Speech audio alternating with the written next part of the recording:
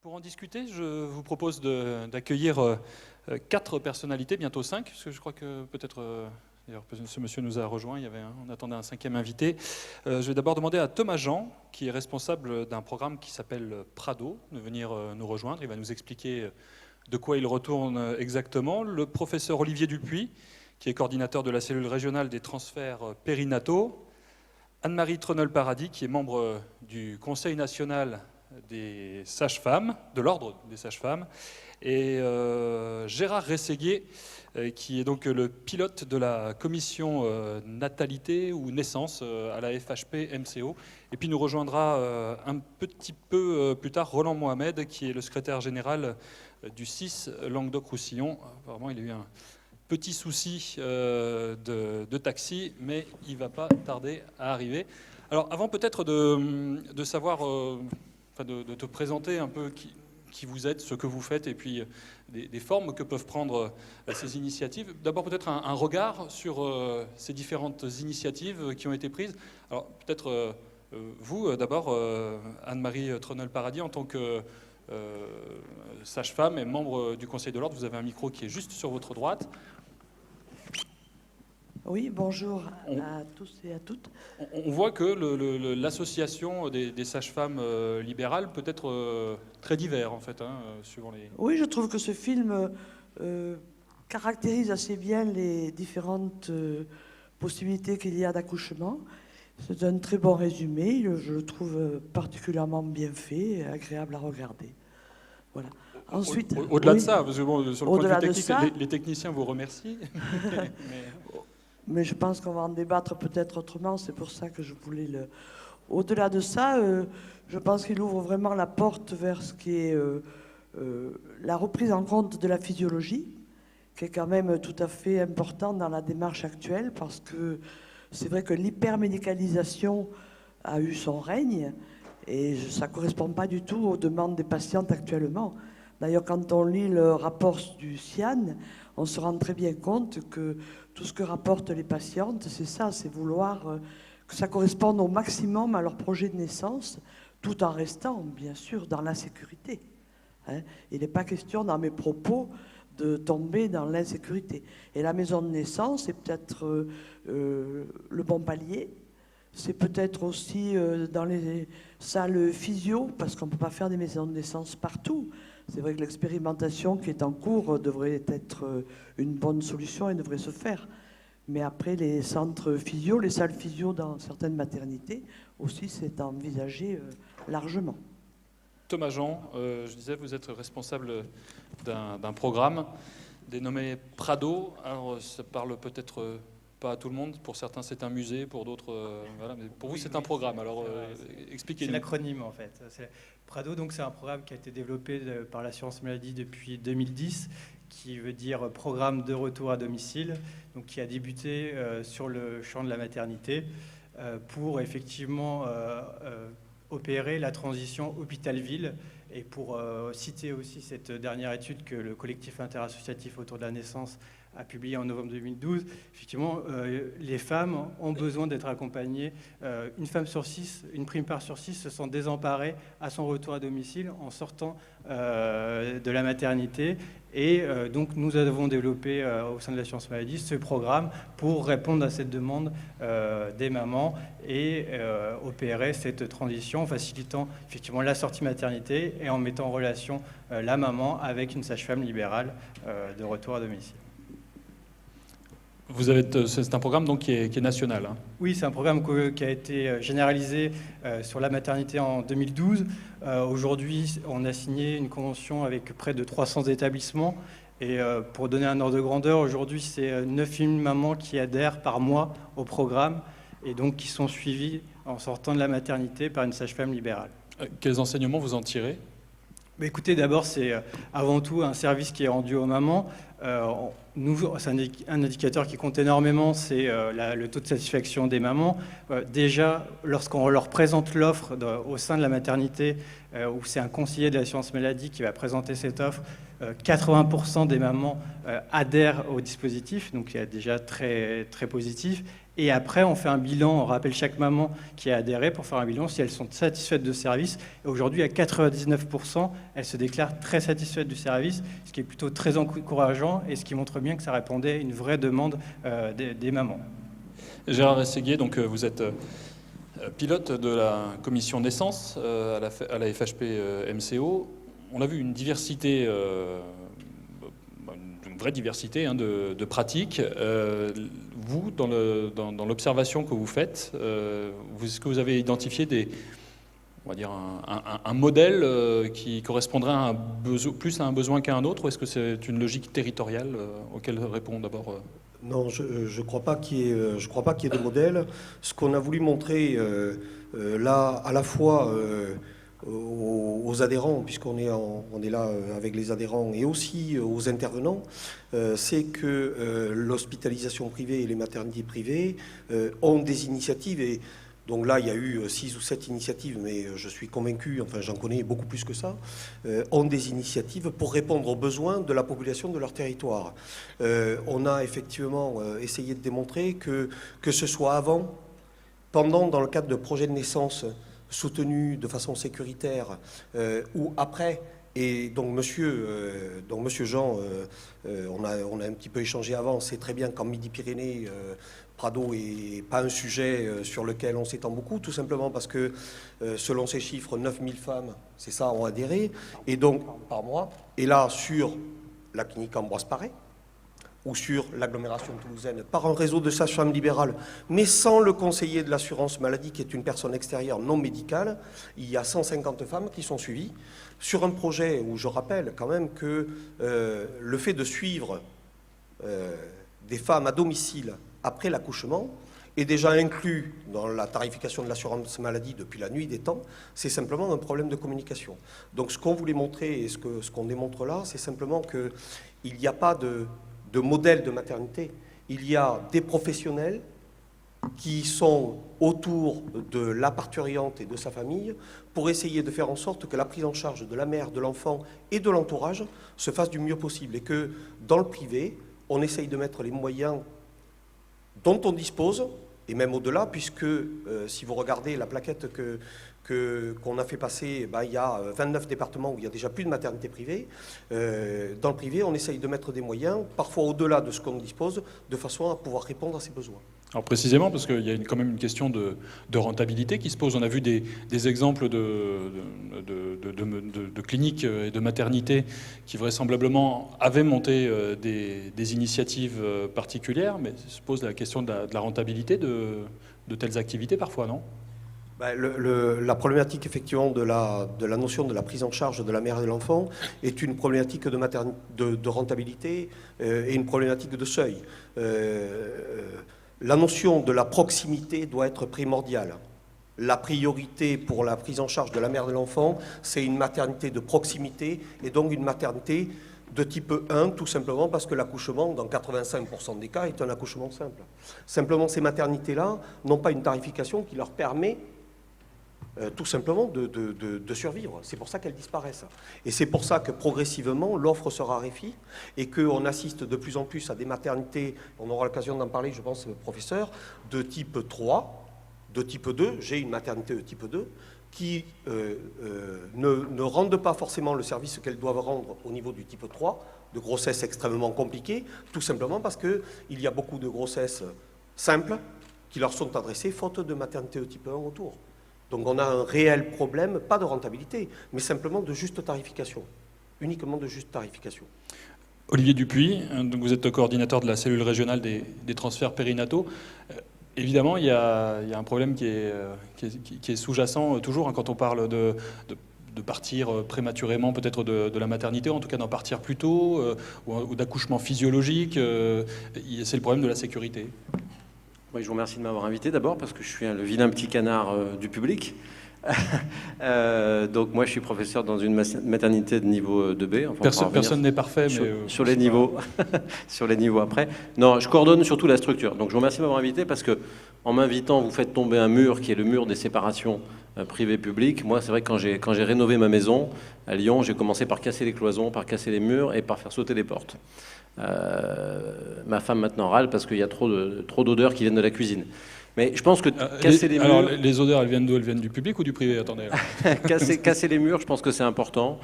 Casser les cloisons, parce qu'on ne peut pas faire de la sécurité si on est cloisonné dans nos univers.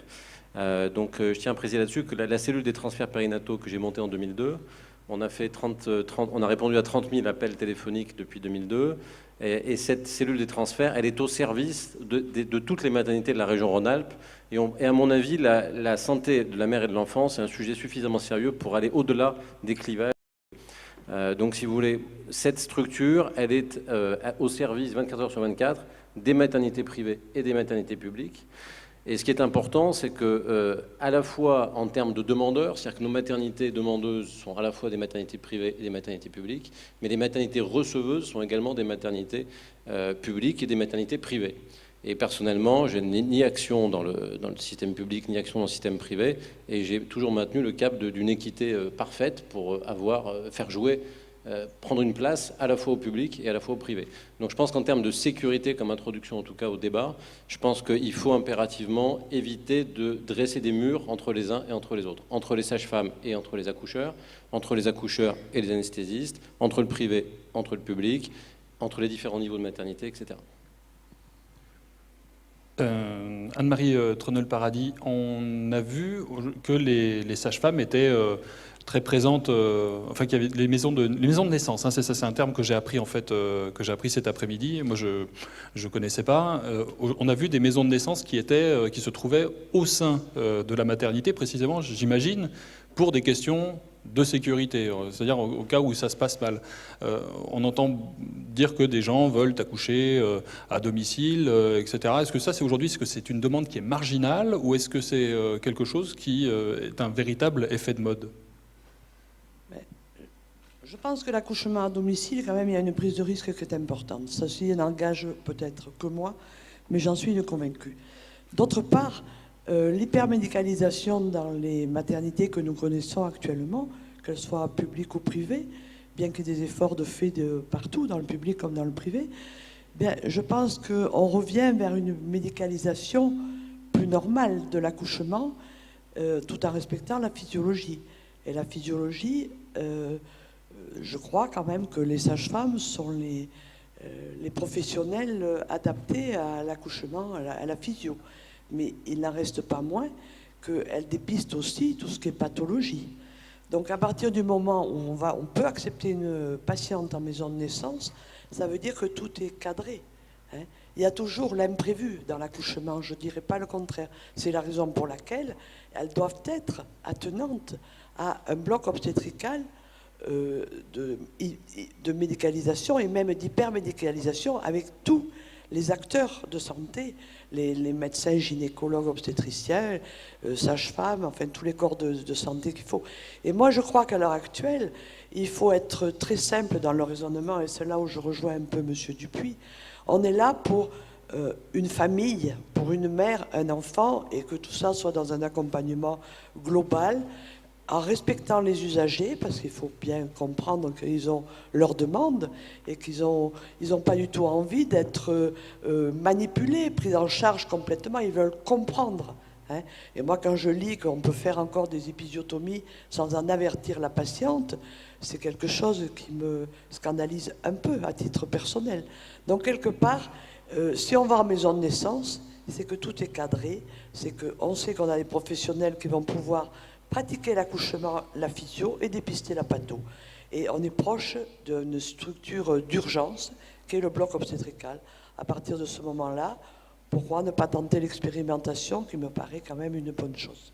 Gérard Rességuier, est-ce qu'il n'y a pas une crainte de la part des gynécos de se faire, entre guillemets, piquer leur rôle, ou en tout cas de n'intervenir qu'en cas d'urgence et finalement de n'intervenir que sur les cas difficiles dans le cas des maisons de naissance? Non, je pense que déjà le collège des gynéco-obstétriciens a beaucoup évolué dans son avis sur la notion de l'ouverture des plateaux techniques aux sages-femmes libérales et aux sages-femmes au sens large, parce qu'effectivement, D'abord, la sécurité au niveau des blocs obstétricaux a beaucoup augmenté dans les 10 dernières années. Et donc, ça permet effectivement d'orienter et d'avoir une ouverture et une notion d'espace physiologique et de prise en charge différente. Ensuite, très honnêtement, les gynéco-obstétriciens, d'abord, aujourd'hui, il y en a de moins en moins, parce que c'est un métier à très haut risque.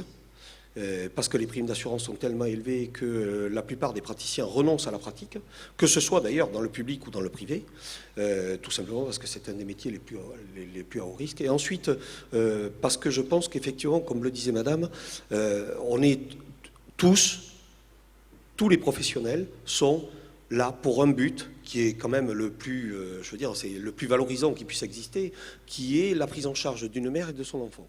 Et donc l'ouverture des plateaux techniques aux sages-femmes libérales ou l'ouverture des plateaux techniques aux sages-femmes pour des accouchements physiologiques, j'y crois pour ma part beaucoup plus qu'à la notion, comme dans certains pays d'Europe, notamment d'Europe du Nord, de maisons de naissance pures isolées, où en France on n'est pas vraiment prêt à ce domaine-là. La population, ce qu'elle demande, effectivement, c'est un accompagnement dans son projet, mais en toute sécurité.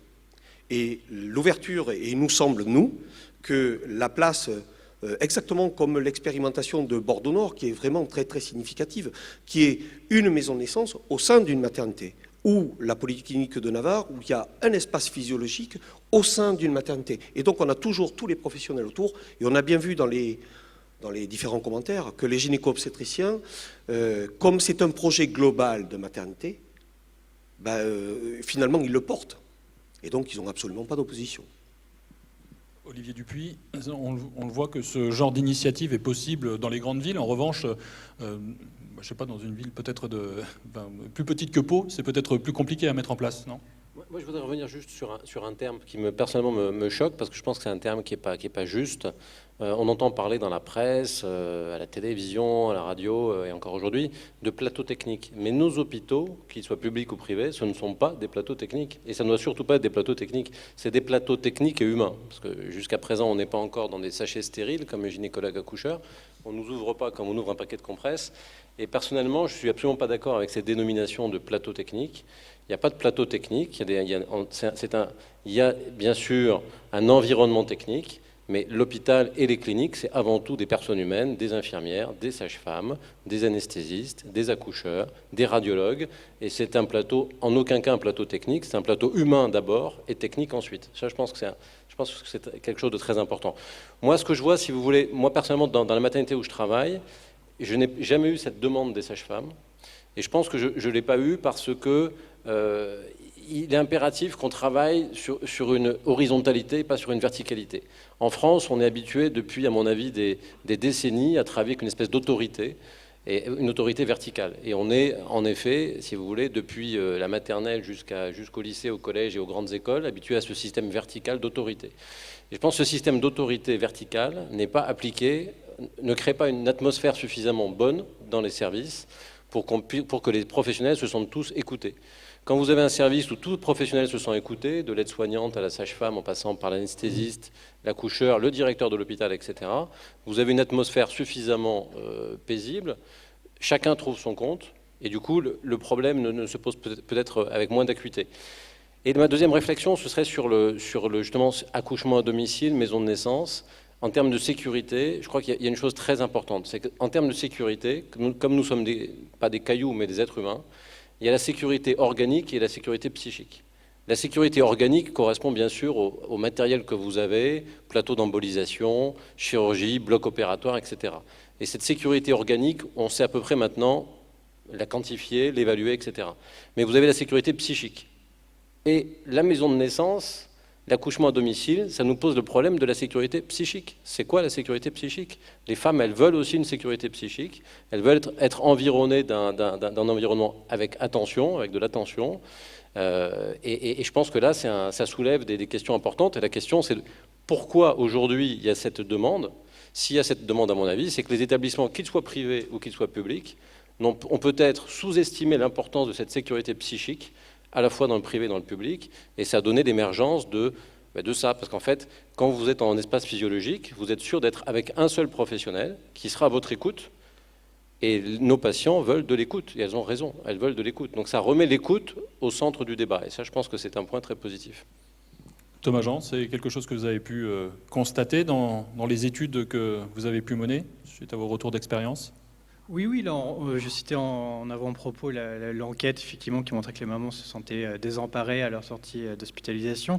C'est vrai que ce qui est intéressant, c'est la globalité effectivement du projet maternité. Alors avec le mot à la mode du parcours, c'est un parcours pour la maman et après pour elle et pour la famille et le bébé. Et du coup, effectivement, l'intérêt, c'est de coordonner l'action des professionnels de santé avec toujours l'idée du bon patient, au bon moment, au bon endroit, pour que ces mamans soient prises en charge dans les meilleures conditions. Tout à l'heure, je vous posais une question, professeur Dupuis, concernant la présence de ces maisons de santé dans des villes, et particulièrement des grandes villes. Aujourd'hui, est-ce qu'il y a un seuil au-dessous duquel, entre guillemets, on ne peut pas descendre pour installer ce genre d'équipement? En pratique, c'est surtout la volonté des professionnels et ensuite, après, vous le savez bien, c'est le problème de l'assurance. C'est-à-dire qu'en fait, les professionnels doivent être assurés pour pouvoir faire leur activité. Je pense que le problème essentiel aujourd'hui, limitant, c'est plutôt celui-là. Ensuite, si vous voulez, il y a après, c'est vrai même au niveau Donc européen. un problème de démographie médicale au niveau des gynécos, c'est ce que vous voulez dire? Non, c'est pas qu'il y a un problème c'est qu'il y a un problème essentiellement d'assurance, de risque médico-légal. Parce qu'en fait, les études, alors il y a plusieurs études qui ont été réalisées sur l'accouchement à domicile et en particulier l'accouchement au milieu hospitalier. Alors ce qu'on sait, grosso modo, pour avoir une idée à peu près simple, c'est qu'on aura un décès néonatal tous les 1000 accouchements à domicile. Alors, 1000 accouchements à domicile, une sage-femme qui ferait beaucoup d'accouchements à domicile, elle en ferait 50 ou 60 par an, ce serait déjà énorme. Donc avant d'en avoir 1000, si vous voulez, il se passera beaucoup de temps. Mais par contre, si on fait un accouchement à domicile, alors on gagne peut-être, si vous voulez, entre guillemets, un décès néonatal, mais on économise à peu près 50 césariennes, 50 forceps, 50 ventouses, etc. Donc on diminue en effet cet aspect médical. Voilà. Mais par contre, on augmente la sécurité, entre guillemets, affective et psychique auquel, a priori, la structure ne... Mais je ne pense pas qu'il y ait de seuil, si vous voulez, en termes de nombre. Et je pense que, on le sait tous, il n'y a aucune linéarité entre la qualité et la quantité en obstétrique. On peut faire 1500 accouchements avec une bonne qualité, on peut en faire 4000 ou 5000 ou 6000 avec une mauvaise qualité. Qualité et quantité ne vont pas de pair, quoi. Gérard Rességuier, quelle forme peut prendre cette assurance, on va dire, qui est donnée aux femmes et ce réconfort psychique? Je suis ravi de ce que vient de dire le professeur Dupuis. Effectivement, qualité et quantité en matière de maternité, c'est pas quelque chose qui va de pair. Et ce sur quoi nous nous battons de façon vraiment extrêmement forte au niveau de la FHP-MCO, c'est effectivement que nos maternités sont des maternités de proximité. Et donc la notion de l'assurance qu'on doit apporter aux parturientes ou à la famille au sens large, c'est surtout un projet d'équipe. Un vrai projet d'équipe. On en parlait ce matin dans le cadre des coopérations entre les équipes médicales, les directions d'établissement, mais c'est d'autant plus fort au niveau de la gynéco-obstétrique. On ne peut pas envisager une équipe qui n'est pas effectivement... vous voyez le surveillant de la clinique de l'Estrée qui parlait de staff. Je ne connais pas une maternité où il n'y a pas de staff et où les pédiatres, les gynéco-obstétriciens, les sages-femmes, les infirmières puéricultrices ne se rencontrent pas autour des dossiers. C'est réellement la vraie sécurité. La vraie sécurité qu'on apporte, c'est la notion du projet que la maternité porte. Et la maternité, c'est effectivement les équipes. C'est celle-là qui porte. L'autre problématique au niveau de la sécurité, c'est qu'en France, on est toujours très... On regarde l'Amérique et voilà, c'est toujours très beau l'Amérique et on fait avec 25 ans de retard les mêmes bêtises que ce qu'a fait l'Amérique 25 ans avant. C'est-à-dire qu'on amène de l'hypersécurité, des décrets en 98 et des décrets en 2000 qui sont extrêmement délétères au niveau des coûts induits, parce que pour tant d'accouchements, il faut un équivalent temps plein de plus. Mais c'est pas pour ça qu'on va faire des accouchements de qualité. Voilà. Et donc on a apporté de la surmédicalisation qui fait effectivement que la partie accompagnement, eh ben on l'a laissé tomber. Et on revient aujourd'hui, et on essaye aujourd'hui de répondre à une demande sociétale qui est effectivement, mais écoutez donc cette femme, cet homme et ce couple qui sont en train de donner naissance à un enfant. On est vraiment dans ce cadre-là. Et donc, on n'est pas sur une notion d'assurance à la rapportée, on est sur une notion de projet et sur une notion de valorisation du travail des équipes. Vous ne pouvez pas demander à un gynéco-obstétricien de s'engager dans cette voie-là et de ne pas faire de volume, et de pas, si il doit systématiquement faire 200 accouchements pour payer sa prime d'assurance. Vous ne pouvez pas demander à une sage-femme libérale de s'engager dans le cadre d'une maison de naissance si elle n'a pas la juste rétribution du temps qu'elle va passer avec sa parturiente. C'est pas possible. Aucune personne ne travaillerait dans les conditions de travail des équipes de naissance. C'est ça la grosse difficulté. Et c'est toujours... la France a toujours un train de retard dans ce cadre-là, par rapport aux autres pays de l'Europe d'ailleurs. Alors, vu qu'on a vu défiler des témoignages et qu'on a eu aussi votre point de vue, votre analyse, on va peut-être demander aux personnes qui sont dans la salle de nous apporter leur éclairage sur les pratiques qui ont cours dans leur établissement. Si j'imagine qu'il y a, voilà, je vois monsieur qui tourne le doigt, il fait tourner sa serviette sur la première table au centre.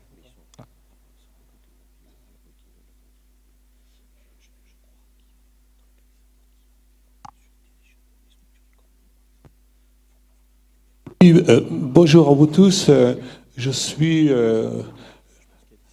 la dernière personne, donc peut-être que le monsieur m'a oublié, mais je suis Roland Mohamed, je suis le représentant du CIS. On vous attendait en fait, mais venez, vous êtes invité à la table, donc venez, je vous en prie. Vous n'étiez pas arrivé au début. Donc Roland Mohamed, qui est secrétaire général du CIS Languedoc-Roussillon. Le CIS, rappelez-nous en 2 mots de quoi il s'agit, s'il vous plaît. Oui, donc rebonjour à vous tous. Alors peut-être que ce sigle, le CIS, CI2S, est peut-être abstrait pour certains d'entre vous. Prenez un micro filaire, je vous en prie, on va redonner celui-là à la salle. Oui, donc le CIS, ça veut dire collectif interassociatif sur la santé, et on est une émanation directe de la loi de 2002, la fameuse démocratie sanitaire, qui est assez abstraite pour beaucoup de publics. Voilà, quand on demande à quelqu'un dans la rue ce que c'est que la démocratie sanitaire, ils ouvrent des yeux sans vraiment comprendre ce que c'est. Alors concernant juste le projet Prado, que j'avoue que j'ai découvert quand on m'a demandé, missionné de venir donc, à cette convention, il est intéressant sur le fond, avec une présence de fonds aussi intéressante, c'est peut-être sûrement de faire une économie non négligeable pour l'assurance maladie. Alors je dis ça, c'est pas une critique, c'est légitime, et je suis membre du conseil d'administration de la CPM Hérault, donc je suis aussi au cœur de ce dispositif. Donc ça, c'est une bonne chose. Après, en termes de sécurité, et moi je suis un représentant des usagers, et mon regard se porte vers les usagers. C'est ma mission, c'est pour ça que je suis élu et mandaté. C'est pour ça que vous êtes invité, je vous en prie. Voilà, merci. Concernant la prise en charge, alors c'est vrai que une fois, et l'intérêt de Prado, c'est de faire sortir la maman le lendemain. 3 jours après, non, c'est pas le lendemain. Hein, pas, je ne suis pas spécialiste, mais si j'ai bien suivi, c'est après 3 jours. Ouais. Voilà. Et donc, à la conférence téléphonique, un peu pour préparer cette intervention, il y a le mot coordination qui est arrivé, je ne sais pas qui l'a dit, et c'est vrai que j'ai été très sensible à cela, afin de coordonner l'ensemble des professionnels, la sage-femme en libéral qui va donc intervenir plus tard à domicile chez la maman, et en amont aussi de l'équipe médicale au niveau de la maternité, évidemment, en intégrant le médecin référent de la maman, de la patiente. Et globalement, alors sur ces expériences à jour plus 3, expérience Prado, est-ce que l'usager ou le représentant des usagers que vous êtes porte un regard aujourd'hui globalement positif, globalement négatif sur l'expérience ? Il est plutôt positif, mais avec aussi un paramètre, je ne sais pas, dans l'étude qui a été faite par les porteurs du projet Prado sur le taux de satisfaction. Je ne sais pas si on a intégré l'environnement totale, dans sa globalité, de ces mamans qui se sont retrouvées à domicile avec leurs enfants. Je parle de là des personnes en situation de précarité. Je parle qu'il peut y avoir aussi un isolement familial très important. Il peut y avoir aussi une rupture familiale au niveau de la cellule familiale. Si on vit à Montpellier ou au fin fond de notre beau département de la Lozère, peut-être que les situations ne sont pas les mêmes pour l'accès aux soins, c'est tout ça. Voilà. Tout ça, nous, on est assez vigilants là-dessus, mais le projet Prado est intéressant sur le fond. Oui. Très bien, merci Roland Mohamed pour ces éclairs. Vous vouliez peut-être, Thomas Jean, répondre à... Juste pour réagir, oui, il y a deux aspects. Il y a une réalité démographique des professionnels de santé, ça, il ne faut pas la nier. Effectivement, dans la Creuse, quand on a lancé le programme, pour être honnête, il y avait par exemple 0 sage-femme libérale sur le territoire, donc ce n'était pas possible de déployer cette offre. Néanmoins, justement, en créant des dispositifs et des expérimentations qui ont été maintenant généralisées de ce type, on voit que c'est des choses qui incitent à l'installation aussi les professionnels de santé, qui, couplés avec des aides à l'installation pour les zones démographiques sous-denses, et pour revenir sur le concret, aujourd'hui en Creuse, il y a 3 sages-femmes libérales qui sont installées depuis 2010, ce qui permet maintenant de répondre à l'offre auprès des mamans. Et sur l'aspect, effectivement, l'autre aspect qui est celui de la précarité, effectivement, ce qui était intéressant dans le film, c'est que l'intérêt aussi, c'est de ne pas les stigmatiser, ces personnes-là. Hein, c'est pas de les écarter, mais pas de les stigmatiser. Et effectivement, nous, on profite en tant qu'administrateur public de ce contact qu'on a dans la maternité pour justement aussi profiter de ce moment pour proposer des services administratifs, c'est-à-dire l'affiliation du bébé, mais aussi justement comment s'inscrire à la CMU, comment accéder à la complémentaire santé et à un certain nombre de services sur l'examen par exemple bucco-dentaire de l'enfant qui est gratuit dans les années qui suivent. Donc c'est un moment privilégié qui permet effectivement de répondre d'un aspect justement encore une fois plus global aux attentes de la maman. Anne-Marie Tronel-Paradis, est-ce qu'effectivement ce genre de dispositif aujourd'hui participe de la revitalisation du territoire, enfin des territoires ruraux et permettent de maintenir peut-être, on demandera tout à l'heure à Gérard Ességuier, des activités de maternité? Je viens de la Lozère. Je vous remercie pour vos compliments sur cet excellent département. Actuellement, le Prado est en train de se mettre en place en Lozère, donc on n'en a pas... j'ai pas encore le recul. Donc, alors la Lozère, rappelez-nous le dispositif, il y a un hôpital public et une clinique mutualiste, hein, c'est ça, non? Non, en Lozère, il y a une seule maternité, c'est la maternité du centre hospitalier de Mende, qui est niveau 2A. Voilà. Et ce que je pense, on constate depuis quelques années, c'est que les patientes, qu'elles soient dans la précarité ou non, il y a une forte demande de retour à domicile tôt. Restons raisonnables, quand il n'y a pas de suivi derrière, ça peut être entre H72 et H96 et même plus, ce qui avec la T2A pose problème. Mais à partir du moment où on peut mettre un réseau en place à la sortie par les libérales, par le jeu du Prado, donc effectivement, on ne peut que donner satisfaction aux patientes de retourner chez elles. Parce qu'en fait, je vais dire une banalité, mais dans la vie d'une jeune femme, ce n'est pas le conjoint qui change la vie, c'est l'arrivée d'un enfant. Hein. Et c'est à partir de ce moment-là où tout se complique dans le retour à la maison. Hein. Et un rien devient une montagne et un rien est à prendre en charge. Donc on a beau dans des maternités comme en Lozère où on arrive à faire de la physio tout en faisant de la plateau, mais on a beau dire le téléphone répond 24 heures sur 24, etc. C'est pas quelqu'un qui va à domicile. Donc je crois que le Prado est certainement une bonne solution dans la mesure où la confidentialité est respectée, dans la mesure où tout se fait comme ça doit être, la sécurité, la caisse d'allocation, elle garde sa partie administrative et le médical reste aux médicaux. Ça me paraît normal. Et puis en plus, il y a cette notion de réseau qui s'installe entre tout le monde, qu'ils soient aussi bien les médecins, les sages-femmes, les kinés, les infirmières, en fait tout ce qu'il y a autour, qui me paraît fondamental à l'heure actuelle. Parce qu'on ne peut plus travailler en isolé. Et je rajouterai une notion, c'est qu'il faut bien sûr que chacun y trouve sa nomenclature correspondante à ses actes. Ça, c'est sûr. Il y a peut-être... Je ne sais pas pouvons-nous si j'ai avoir- répondu à votre demande. C'était votre réponse. On va peut-être passer à d'autres témoignages. S'il vous plaît, il y a une question à la première table sur la gauche de la scène, côté jardin.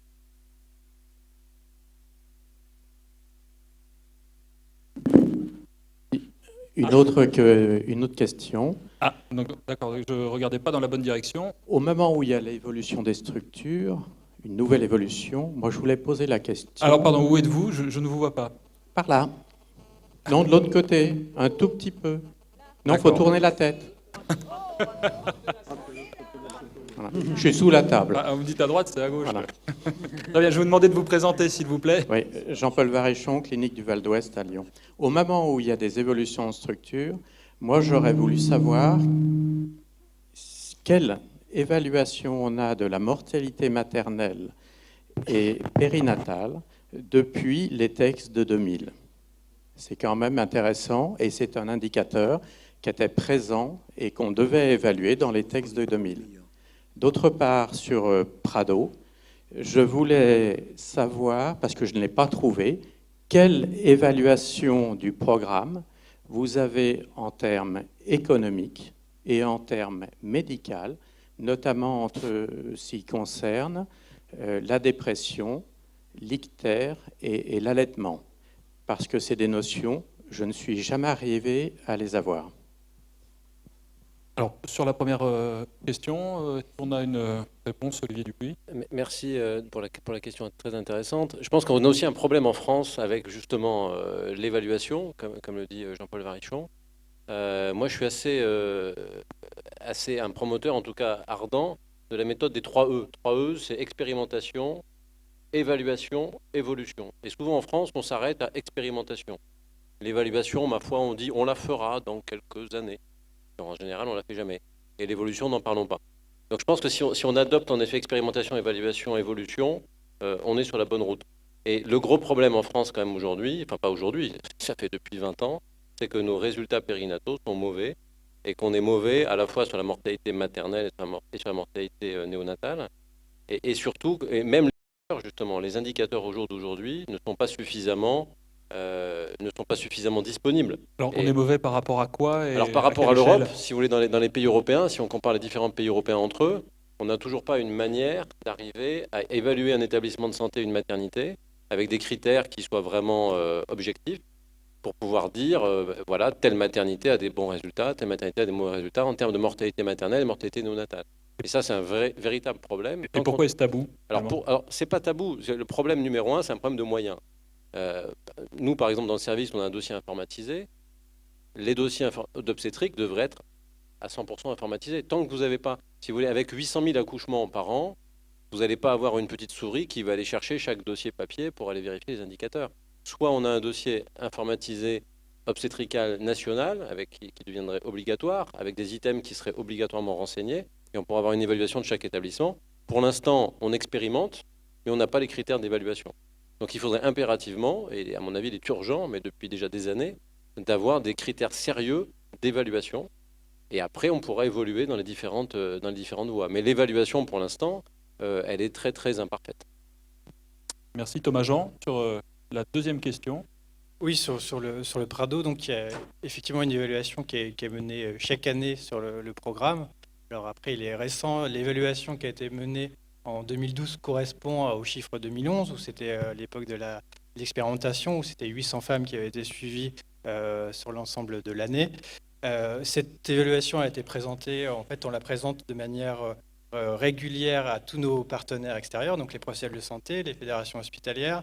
Et donc, alors, ce qu'on a regardé dans un premier temps, c'était le recours aux soins, donc l'impact sur le recours aux soins post-sortie d'hospitalisation, donc auprès des sages-femmes, des gynécos, des pédiatres, aussi sur la durée moyenne des séjours, qui est une question qu'on nous pose souvent, et aussi sur les taux de réhospitalisation.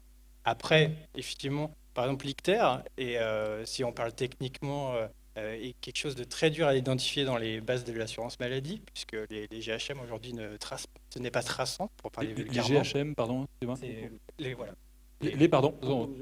Les groupes Groupe homogène de malades. Ouais. En fait, c'est des données. Je suis qui- peut-être le seul à pas savoir ce que ça veut dire, mais Ouais. je Et- vais faire comprendre quand on me parle. Mais néanmoins, quoi, voilà. Donc on est plutôt sur les taux de respiration globales, ce qu'on a publié et qui ont été diffusés de manière publique. Justement, pour préciser, essayer de faire des zooms un peu plus importants en termes d'évaluation sur ces accouchements physio, encore une fois, où c'est aussi les bébés qui vont bien.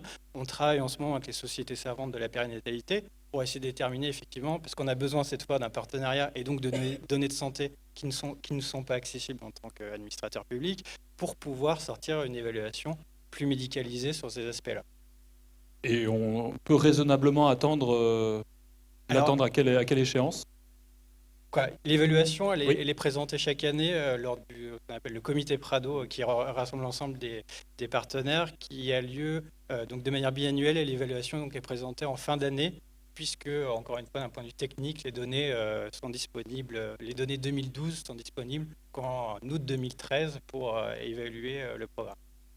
Il faudra patienter encore un petit peu. Vous souhaitiez réagir, Roland Mohamed? Passer à une autre question. Juste une information par rapport à l'évaluation. C'est vrai qu'on n'est pas très bon en France et les ARS d'ailleurs aiment bien en fin de parcours avoir toujours une évaluation.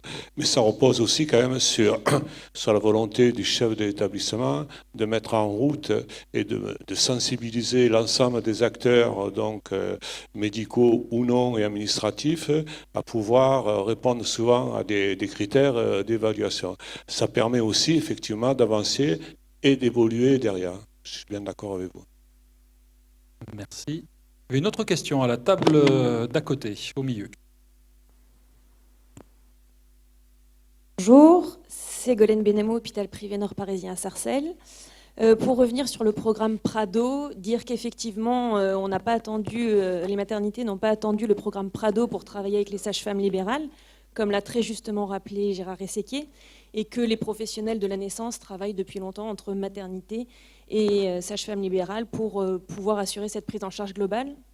Bien évidemment, l'accompagnement pour le retour à domicile est indispensable, et il est effectivement aussi indispensable que les sages-femmes puissent coter leurs actes. Néanmoins, Prado, c'est le retour précoce à domicile pour diminuer la durée moyenne de séjour dans les maternités. Et l'objectif avoué de l'assurance maladie, c'est quand même à terme de baisser les GHS pour nos maternités niveau 1 et 2A pour les accouchements physiologiques. Alors quand on sait que ces accouchements physiologiques représentent la majorité de nos recettes, il faudrait quand même tirer la sonnette d'alarme, parce que si on met davantage nos maternités sous pression financière, on n'y arrivera pas. Donc aujourd'hui, on parle de qualité des soins et de sécurité des soins, on parle d'accompagnement, mais si c'est pour, encore une fois, nous retirer des moyens, toutes les avancées qu'on a fait sur nos maternités n'auront servi à rien, et je pense qu'il y a un très gros problème de ce point de vue-là. Question peut-être à poser aux tutelles. Est-ce qu'il y avait une autre réflexion? Peut-être vous pouvez rebondir sur ce qui a été dit précédemment. Oui, Yvan Sommet, Polyclinique de Blois, 900 accouchements. Je ne peux qu'approuver évidemment ce que vient de dire Ségolène. Et nous, la question qui s'est posée, c'est qu'on dit, oui, non mais ça part de bons sentiments, équipe pluridisciplinaire, on va aller vers les familles qui en ont besoin à domicile, très bien, dont acte. Et la meilleure façon que trouve l'assurance maladie, c'est d'imposer le dispositif. En tout cas, c'est comme ça que ça nous était présenté. Il faut dire que la personne qui est venue a été bien reçue. Mais quand on sait que ce dispositif, en tout cas au début, avait fait l'objet d'un grand scepticisme de l'ensemble des professionnels de la naissance, même si les choses ont pu évoluer dans le temps, il y a quand même une contradiction à vouloir dire on va relier l'ensemble des professionnels de la naissance tout en imposant un dispositif.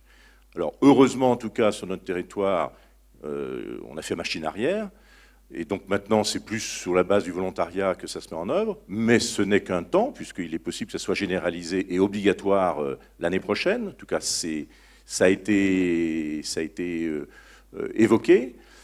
Et puis j'ai une dernière question, c'est extraordinaire qu'on puisse manquer de moyens pour améliorer ne serait-ce que le GHS qu'on vient d'évoquer, et qu'un certain nombre de fonctionnaires d'assurance maladie ou d'agents d'assurance maladie puissent avoir le temps de vendre le dispositif.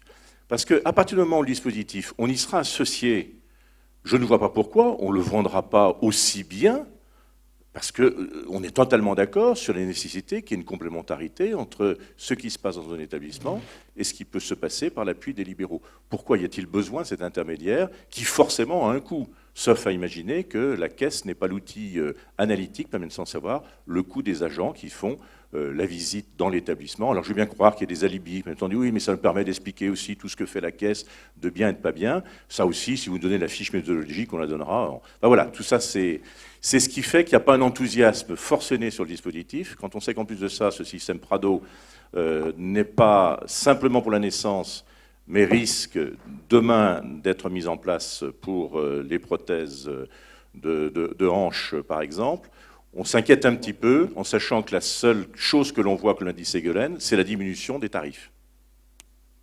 Gérard Rességuier, vous aviez un point de vue, puis on demandera peut-être aussi à Thomas Jean, qui était interpellé directement. Effectivement, enfin, ce qu'on a voulu montrer et ce qu'on démontre dans le cadre du film et ce dont on est en train d'échanger entre nous, c'est que dans des agglomérations ou dans des secteurs qui peuvent être de grandes agglomérations ou plus ruraux, à partir les professionnels de la naissance n'ont pas nécessairement besoin d'une administration étatisée qui, sous couvert de coordination, impose un agent de l'assurance maladie dont le combat de la FHPMCO, je vous le rappelle, hein, sur ce phénomène de Prado, c'est le fait qu'un agent de l'assurance maladie qui a aucune orientation médicale, entre dans la maternité pour s'adresser à la maman et que le lien, justement, entre équipe médicale de la maternité et la sage-femme libérale qui va prendre en charge à domicile ne soit pas fait, ce qui n'est pas le cas quand on regarde ce qui a été monté et l'image que vous avez vue d'Ambroise Paré ou de l'agglomération toulousaine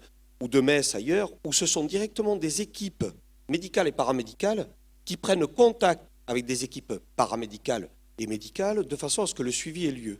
Et je confirme ce que disait Yvan juste avant, c'est que Prado est mis en place, c'est pas va, est mis en place dans d'autres pathologies, notamment en orthopédie, avec une volonté, là aussi, qui est louable au vu des revenus ou des charges de l'assurance maladie, qui est de mieux flécher le parcours, mais surtout de baisser le tarif.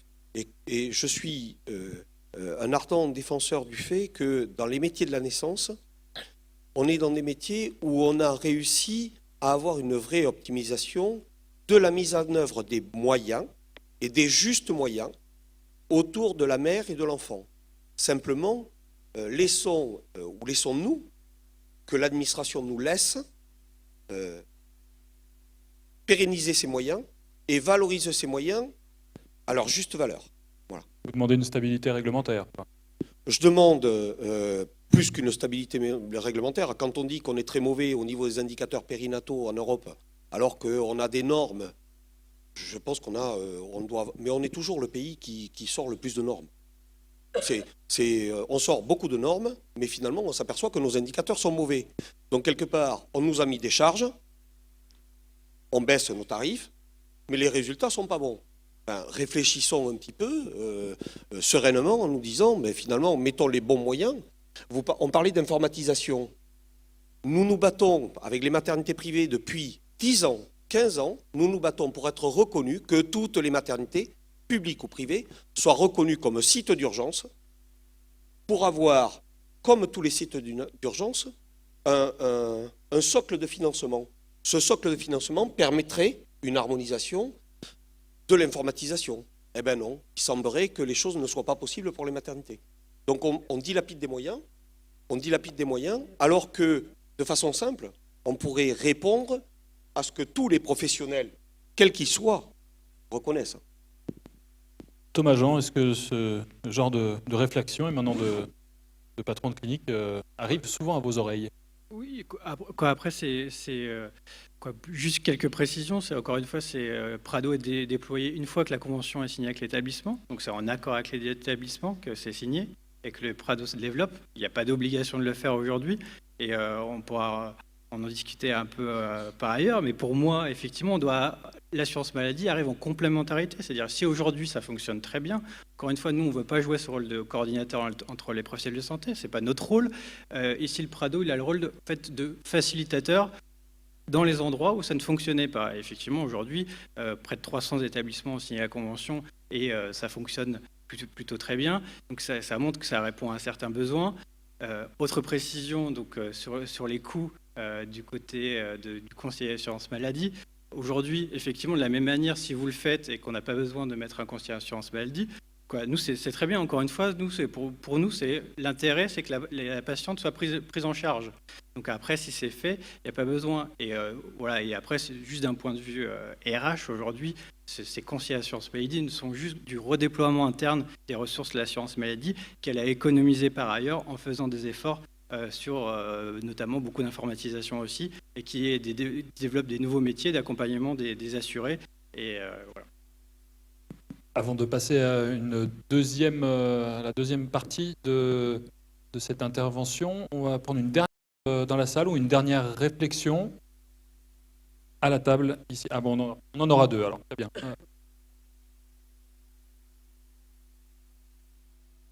Il y avait monsieur ici, et puis ensuite nous irons à la table du parterre. Oui, donc je suis le docteur Foulon, chirurgien, chef d'établissement, ce que vous appeliez un dinosaure ce matin. Je suis aussi élu RPS. C'est pas moi qui l'ai dit, je l'ai peut-être pensé très fort. Je l'ai pensé peut-être. Vous l'avez pensé très fort. Ouais, voilà. Ouais. Je suis aussi élu RPS et au conseil d'administration de la FHP. Il y a une étude de l'INSERM qui est sortie, ou qui va sortir, notamment grâce à l'URPS médecin, qui montrerait une augmentation de la mortalité maternelle en Île-de-France et surtout dans les grandes villes de province aussi, liée justement à la fermeture des petites maternités d'Île-de-France, de province.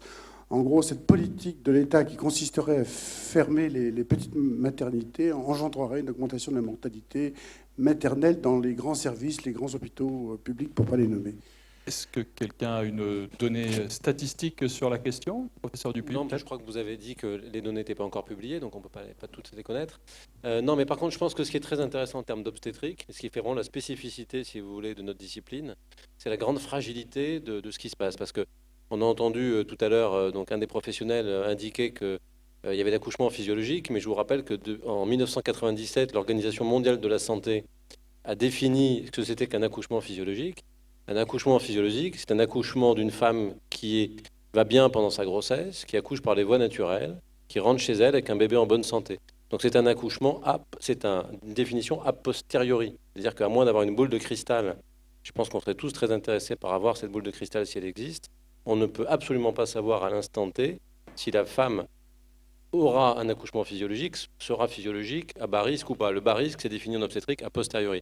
Et pourquoi? Parce qu'en fait, le problème, c'est que la sécurité, la qualité de l'obstétrique, si vous voulez, la qualité des soins en obstétrique et en périnatalité, témoigne de la qualité de l'organisation d'un système de santé. Alors, je vous donne un exemple très simple. Vous avez une maternité, en effet, et tout le monde le sait ici, avec un bloc opératoire situé au niveau des salles d'accouchement, mais vous avez un seul bloc opératoire. Si vous êtes en train de faire une césarienne programmée, qu'une dame avait son rendez-vous ce jour-ci, si vous avez une urgence qui arrive, vous ne pourrez pas mettre deux personnes sur la table. C'est des problèmes d'organisation. Des problèmes d'organisation, on n'en a pas un, on en a 250. Donc, si on était un pays, entre guillemets, avec l'organisation, dès qu'il y a une faille dans le système d'organisation, ça va se traduire par un mauvais résultat pour la mère ou un mauvais résultat pour le nouveau-né. Et vous savez d'ailleurs que les accidents en termes de maternité, 35% des accidents sont liés à des problèmes de communication. C'est-à-dire que les gens n'ont pas réussi à s'entendre, ou les professionnels à s'entendre entre eux, etc. Donc il y a une grande fragilité dans notre domaine qui est liée à des problèmes d'organisation.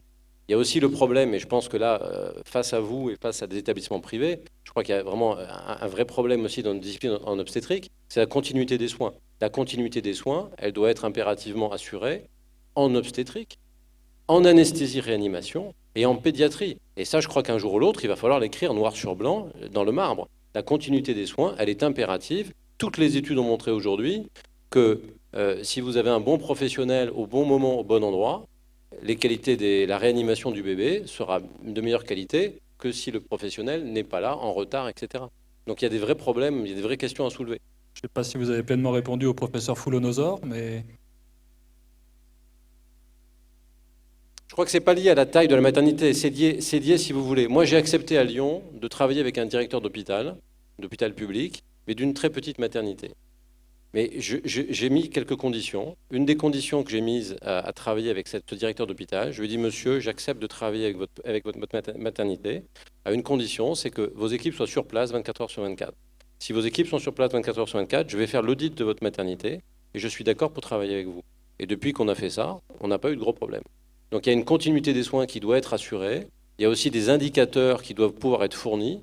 Et si vous avez ce genre de critères, mais vous ne pouvez pas dire les maternités de type 1, etc., si vous voulez, il faut les conserver, si par ailleurs les professionnels de santé ne donnent pas des garanties de sécurité et de qualité. C'est vraiment le cœur du problème. Gérard Rességuier, vous souhaitiez intervenir avant de passer à la dernière question. Et pour répondre, vous ne pouvez pas demander aux professionnels des maternités de type 1 et donc de maternités de proximité qui rendent effectivement le plus grand service aux parturientes d'assurer cette continuité s'ils n'ont pas la juste rémunération. On compare public et privé et vraiment la comparaison est très très nette, c'est-à-dire qu'on peut très bien demander à un salarié de l'hôpital public d'être de garde la nuit, on ne peut pas demander à un praticien d'une clinique privée ou à des pédiatres, c'est d'ailleurs pour ça que cette catégorie de médecins disparaît peu à peu, d'être sur des petites maternités, tout simplement parce que le coût de leur pratique, ou globalement, dans un petit site, je parle dans un petit site, le coût de leur pratique, donc la notion de continuité qui n'a rien à voir. Le problème de la maternité, c'est que vous ayez 0 accouchement la nuit ou que vous en ayez 10, il faut nécessairement qu'un gynéco soit présent, qu'un pédiatre soit présent, qu'un anesthésiste soit présent et que des sages-femmes et des infirmières soient présentes. On est vraiment, c'est pour ça qu'on réclame à corps et à cri depuis très très longtemps, mais public ou privé d'ailleurs, c'est un des sujets sur lesquels on s'est toujours battu de concert, la reconnaissance du fait que les maternités sont des sites d'urgence et doivent avoir un financement socle qui permet de financer les professionnels de façon à assurer cette continuité et à éviter que des sites de proximité, maternité de 500 accouchements, de 600 accouchements, puissent disparaître tout simplement parce que les professionnels ne peuvent tout simplement pas trouver la rémunération de leur exercice. Je suis tout à fait d'accord avec vous, mais je pense que par contre, il faut avoir en effet un discours qui soit en effet gagnant-gagnant. Oui. C'est-à-dire qu'il faut en effet que les établissements privés, dans ces cas-là, trouvent un financement, mais il faut également que les établissements privés s'engagent à ces critères qualité qui doivent être... il n'y a pas ces critères qualité, il n'y a pas le financement. Et il devrait y avoir, à mon avis, une corrélation entre la qualité et le financement, alors qu'aujourd'hui, il y a peut-être un découplage. Et pour ça, il faut peut-être de bons outils d'évaluation. Une dernière question, je crois que c'était à la table du parterre, juste devant la caméra.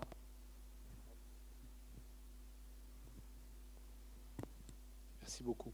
Donc, docteur Didier Leger, je suis chirurgien urologue et vice-président de l'Union des chirurgiens de France. Et j'interviendrai un petit peu en tant que syndicaliste représentant le bloc et les gynéco-obstétriciens autour de trois notions que j'aimerais partager avec vous. La délégation de tâches, la responsabilité et la rémunération.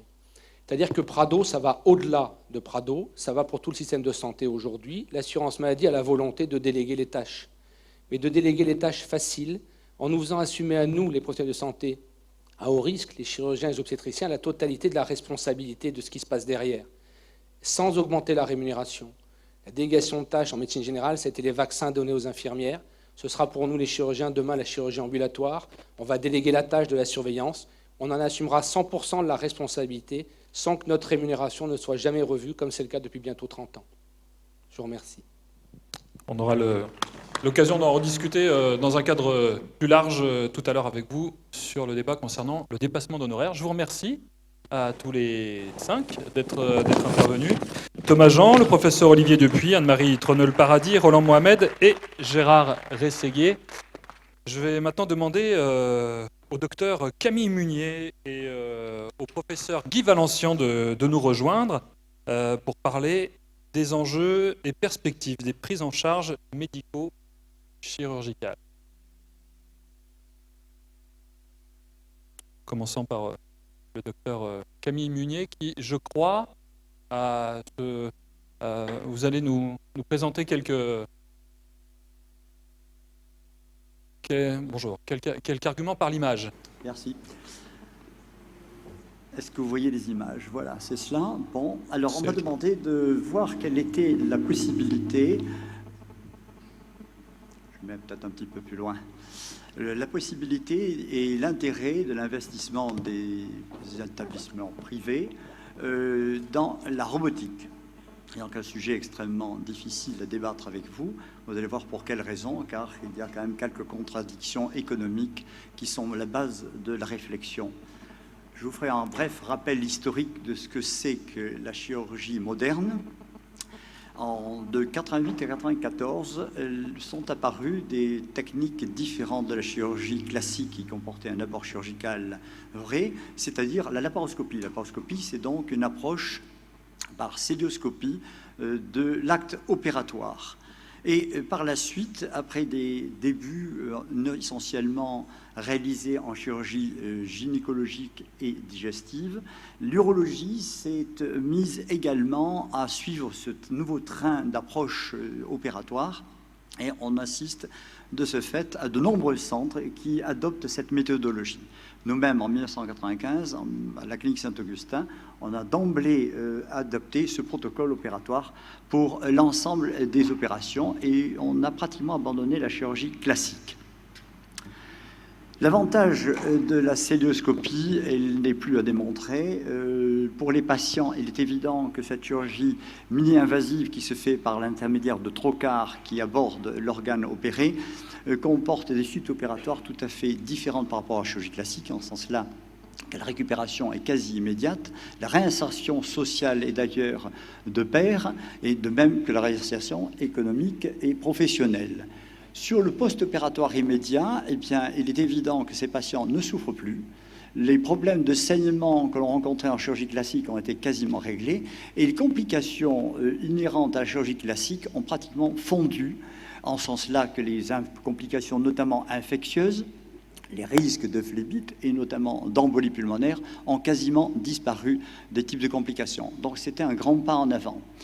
Pour les établissements, cela avait un intérêt majeur, c'est la durée de raccourcissement de l'hospitalisation des patients et par conséquent un turnover bien plus intéressant que la chirurgie classique. Enfin, le prix de revient, eh bien, il a connu une chute vertigineuse puisque le matériel utilisé est un matériel extrêmement simple recourant à l'utilisation de 4 pinces, un porte-aiguille et une paire de ciseaux.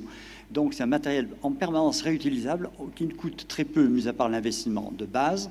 Et par conséquent, on voit très bien que pour les établissements privés, ou même publics, ça va de soi, le retour sur investissement est vraiment exceptionnel. Les limites de la célioscopie sont quand même assez importantes. Il s'agit d'une vision en 2D, puisqu'on regarde l'image de l'intervention sur un écran de télévision. Et de ce fait, pour le chirurgien, ça comporte une réadaptation dans l'espace extrêmement complexe, fatigante sur le plan cérébral, et qui va demander d'ailleurs une certaine acrobatie intellectuelle. Pour l'aide, il en est de même, parce qu'il est obligé de suivre les mouvements du chirurgien, d'anticiper ce qu'il veut faire, et de ce fait, une approche qui est un petit peu plus difficile que la chirurgie classique. Néanmoins, vous voyez, ceci a été finalement appliqué dans la plupart des grands centres. Quant aux instruments, je vous l'ai dit, les instruments sont remarquables, ils sont très limités en nombre. Par contre, en gestuel, il est extrêmement difficile de faire des sutures puisque les instruments sont des instruments rigides. Et pour passer, j'oserais dire, dans différents plans, pour par exemple faire des sutures qui comportent des sutures parfois très difficiles, eh bien on est quand même assez limité. Quant à la fatigabilité, eh bien il est certain que d'une part on travaille debout, on est tributaire des points d'entrée des trocars du patient et par conséquent pour les interventions qui sont longues, la fatigabilité tant de l'opérateur que de l'aide est quand même vraiment mesurable. Ceci a expliqué qu'au début, la célioscopie a démarré avec quelques difficultés, car il y avait d'une part la difficulté gestuelle et d'autre part une courbe d'apprentissage qui était assez longue. Mais en 2000 apparaît le système robotique Da Vinci, l'arrivée du robot. L'intérêt du robot est fantastique. Quand on y a goûté, on ne peut plus revenir en arrière. On a l'impression de revenir au Moyen-Âge. Cela étant dit, pourquoi ? Parce qu'avec la robotique, d'abord on voit en 3D, c'est donc on voit exactement comme on perçoit en chirurgie classique. À ceci près que la merveille de l'optique permet de voir pratiquement à 2 ou 3 mm du champ opératoire. Et par conséquent, on a une magnificence de la vue opératoire telle que même en chirurgie classique, on ne la connaît pas. Le deuxième effet, c'est que les instruments sont tenus par les bras du robot. Et par conséquent, cela a permis aux chirurgiens qui travaillent sur une console à côté du patient d'avoir une gestuelle d'une perfection totale. Il n'y a plus de tremblement, il y a un arbre décisionnel qui est absolument remarquable puisqu'on manipule des joysticks qui permettent aux instruments de travailler exactement comme l'on veut et de se positionner comme on veut dans l'espace. D'autre part, ces instruments ont l'avantage absolument magique de pouvoir faire les 360 degrés dans l'espace, ce qui permet de pouvoir en quelque sorte découper ou disséquer les organes tout à fait comme on l'entend, puisqu'on n'est plus du tout tributaire des axes d'entrée que l'on connaît en célioscopie, où les instruments, rappelons-le, sont rigides et donc tributaires d'un axe uniquement rectiligne. Alors, Intuitive Surgical est le moteur de ce système robotique Da Vinci et garde jusqu'à ce jour le monopole. C'est ce qui va un petit peu limiter les possibilités de négociation économique, car finalement, le fond du problème pour le privé est là.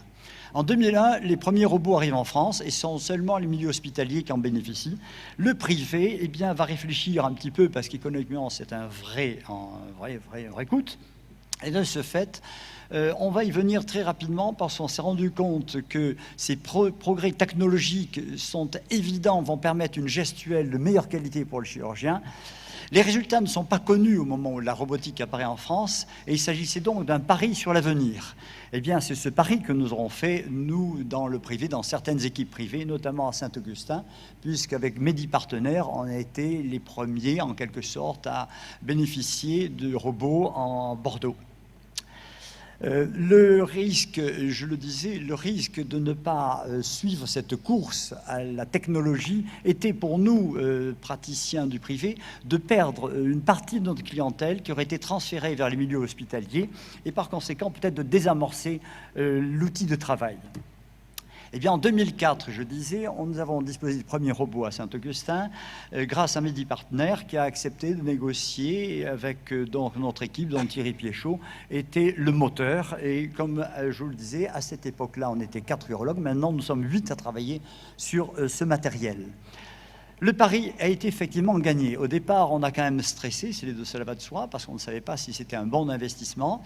Mais quand on voit les résultats, tant sur le plan, j'oserais dire, du positionnement de l'équipe de par j'oserais dire, sa qualité de travail, quand on voit la réalité du positionnement de l'établissement qui en retire un bénéfice direct, eh bien, on peut dire qu'on a gagné ce pari. Et les résultats chirurgicaux, car c'est là l'essentiel, ont fini par s'imposer petit à petit, d'une part pour notre équipe, puisque nous on était tout à fait convaincus que c'était un plus, mais également d'autres équipes qui au départ renaclaient à accepter l'idée que la robotique apporterait un plus, eh bien on finit également à pouvoir démontrer que c'était quand même un réel apport, un pour le patient, deux pour les équipes qui travaillent là-dessus. J'ai personnellement communiqué une étude très intéressante à Stockholm, au Congrès, en 2009, sur la comparaison entre une cohorte de malades opérés par moi-même, donc par un seul opérateur, malades opérés en laparoscopie classique et en robotique pour la même intervention, et ressortait vraiment une évidence absolument statistiquement parlante d'un plus, tant qu'à la récupération fonctionnelle du patient qu'à la qualité de la continence et la qualité de la sexualité. Cet article, d'ailleurs, j'ai ensuite pu publier un article dans Sexual Medicine qui le démontrait sur une plus grande cohorte de malades. Donc, je puis dire que mathématiquement parlant, on peut affirmer que la robotique est un outil de travail vraiment performant, réel.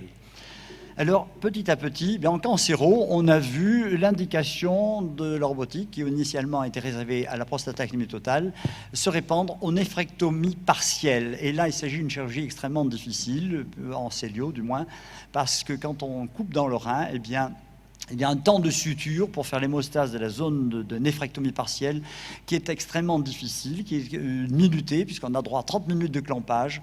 Et de ce fait, on se rend compte que là, une fois de plus, la robotique apporte un élément total dans la maîtrise du geste, dans la sécurité du contrôle de l'hémostase. Et par conséquent, pour le malade, eh bien, c'est une sécurité totale. L'étendue ensuite de cette robotique s'est faite à la cystoprostatectomie totale avec vessie de remplacement. Il y a certaines équipes qui s'y lancent, qui arrivent à démontrer la faisabilité d'une part de cette technique et qui apportent également des résultats intéressants.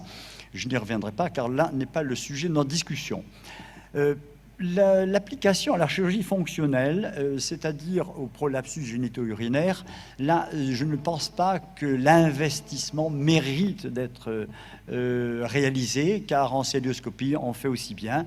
Il faut reconnaître que le robot permet de faire un geste plus facile, on se fait plaisir, mais il faut quand même toujours tenir compte du coût de l'intervention, et par conséquent, je dirais en quelque sorte non. Quant à la chirurgie reconstructrice, c'est-à-dire une malformation congénitale, type sténose des jonctions pyélo-urétérales ou chirurgie du basurtère, eh bien là aussi la robotique va apporter une précision de geste, mais il faut reconnaître que l'investissement pose toujours le même problème. Et on viendra après au problème de financement. Alors, les freins économiques, les voilà, mais c'est l'achat et la maintenance. L'achat d'un robot et la maintenance sont vraiment importants. On peut dire que pour une pratique d'environ 250 prostatectomies totales par an, un établissement se retrouve avec un taux d'amortissement d'environ 3 000 €, plus 1 400 à 1 500 € de consommables. Alors le GHS est quand même une limite, puisqu'il est de 3 000 €. Donc vous voyez qu'il y a 1 400 € pour lesquels l'établissement est un petit peu gêné pour trouver le complément. Mais qu'est-ce qu'on fait dans les établissements privés? On demande aux patients d'accepter ce supplément d'honoraires qui va payer de sa poche. Et c'est là où le bas blesse. Je n'ai pas de réponse personnelle, mais malheureusement, nous, dans le privé, si on veut continuer de pouvoir pratiquer les chirurgies avec assistance robotique, on est obligé de passer par ces fourches codines. Alors, cela veut dire, in fine, que pour les petits établissements cliniques, je ne vois pas comment ils peuvent s'en sortir, car ils ne vont pas avoir un flux suffisant de patients pour pouvoir amortir en quelque sorte ce coût de la robotique. Et d'autre part, est-ce que ça vaut le coup d'investir en robot s'il n'y a que quelques interventions réalisables par an? Donc on y revient toujours au même problème, c'est qu'il n'y a que seuls les grands plateaux pas financiers, techniques, qui peuvent en quelque sorte investir là-dessus, en sachant qu'à ce moment-là, il y a un turnover suffisant pour pouvoir en quelque sorte justifier une telle activité, et cela permet en plus à différents groupes de chirurgiens d'accéder, non seulement les urologues, mais les gynécologues et les chirurgiens digestifs, voire maintenant les ORL. Bénéfice, risque, eh bien c'est assez difficile à évaluer, je n'ai pas eu le temps de faire cela. Le gain pour le patient de la robotique, il est évident, c'est dans la récupération fonctionnelle que l'on mesure vraiment le plus par rapport à la chirurgie classique ou même à la laparoscopie. Et là, il n'y a qu'à voir le retour d'informations que nous avons, c'est que les patients qui sont opérés en robotique le disent à ceux qui côtoient, et on voit affluer un tas de patients qui demandent tous maintenant à être opérés en robotique. Et le drainage, en quelque sorte, devient non seulement local, mais régional, voire international.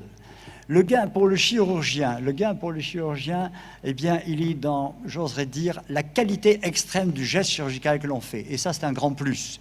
Car quand on voit la difficulté de certaines interventions en chirurgie conventionnelle ou en célioscopie, et que l'on voit la qualité de ce qu'on peut faire avec l'assistance robotique, il y a un monde qui les sépare. Et j'oserais même presque dire, je le vois au sein des équipes, par exemple, la note 8 chirurgiens, eh bien 8 chirurgiens et le robot arrivent pratiquement à faire tous le même geste, la même qualité d'exécution, ce qui est assez exceptionnel et ce qui, j'oserais dire, est un peu pénalisant, c'est-à-dire qu'il y a un peu un gommage entre les différences entre chirurgiens, c'est vrai, avec le robot, tout est planifié, et tout devient qualité. Voilà.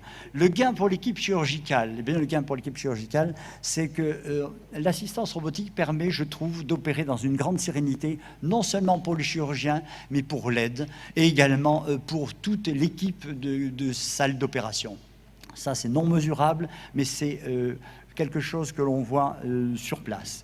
Quant à l'établissement, le gain, c'est le retour sur l'information, je voudrais dire. C'est quelque chose, une fois de plus, non mesurable, mais il est étrange de voir que les établissements qui sont équipés de robotique, eh bien, voient affluer les patients sans avoir besoin de faire de publicité. La conclusion, eh bien, elle est simple. C'est la poursuite de l'excellence. C'est rester au sommet de la technologie, et je dis toujours, qui n'avance pas recule. C'était les quelques messages que je voulais vous donner. Merci Camille Munier, urologue à Clinique Saint-Augustin à Bordeaux. Je vais vous demander de venir rejoindre le professeur Guy Valencien. Très bien. Je retire ma clé? Non, après. Tout va bien se passer. Donc on a compris que c'était un plaidoyer hein, pour la robotique sur les plateaux chirurgicaux. Si, ça va. Allez-y, je vous en prie. Celui-là, oui. Je ne me vois pas revenir à la guerre du feu. Très clairement. Alors vous disiez tout à l'heure que quelque part on lissait finalement les compétences, quelqu'un qui le geste chirurgical finalement, ou la précision du geste était du coup la même pour tous. Est-ce que ça minore pas entre guillemets la performance ou la qualité en tout cas du chirurgien que vous êtes ou que sont vos 7 confrères? Vous êtes très gentil de me dire ça. Je suis surpris de voir que vous mettez des jeunes devant le robot en quelques pratiques. Ils exécutent le geste parfaitement bien. Ce qui fait que le geste revient reproduisible. Et ça, c'est extraordinaire. Alors, c'est très dévalorisant, entre guillemets, pour un chirurgien de se dire « Avant, j'étais le maître à bord, je savais faire, et les autres ne savaient pas faire. » Eh bien, je pense que Guy Valencien ne me contredira pas. L'équipe de jeunes qui arrive, qui se branche sur la console, qui étudie, enfin, qui évalue un petit peu la procédure, en très peu de temps, maîtrise le geste. C'est en ce sens-là que je disais que ça permet, en quelque sorte, d'avoir au sein des équipes homogènes, c'est vrai, une réalisation tout à fait reproductible. Et c'est ça, finalement, la réussite de la chirurgie. Il ne faut pas que ce soit un seul acrobate qui, tout d'un coup, fasse des exploits, et puis le reste tombe un petit peu dans l'inégalité. Je pense que Guy Valencien me suivra sur cette idée, non?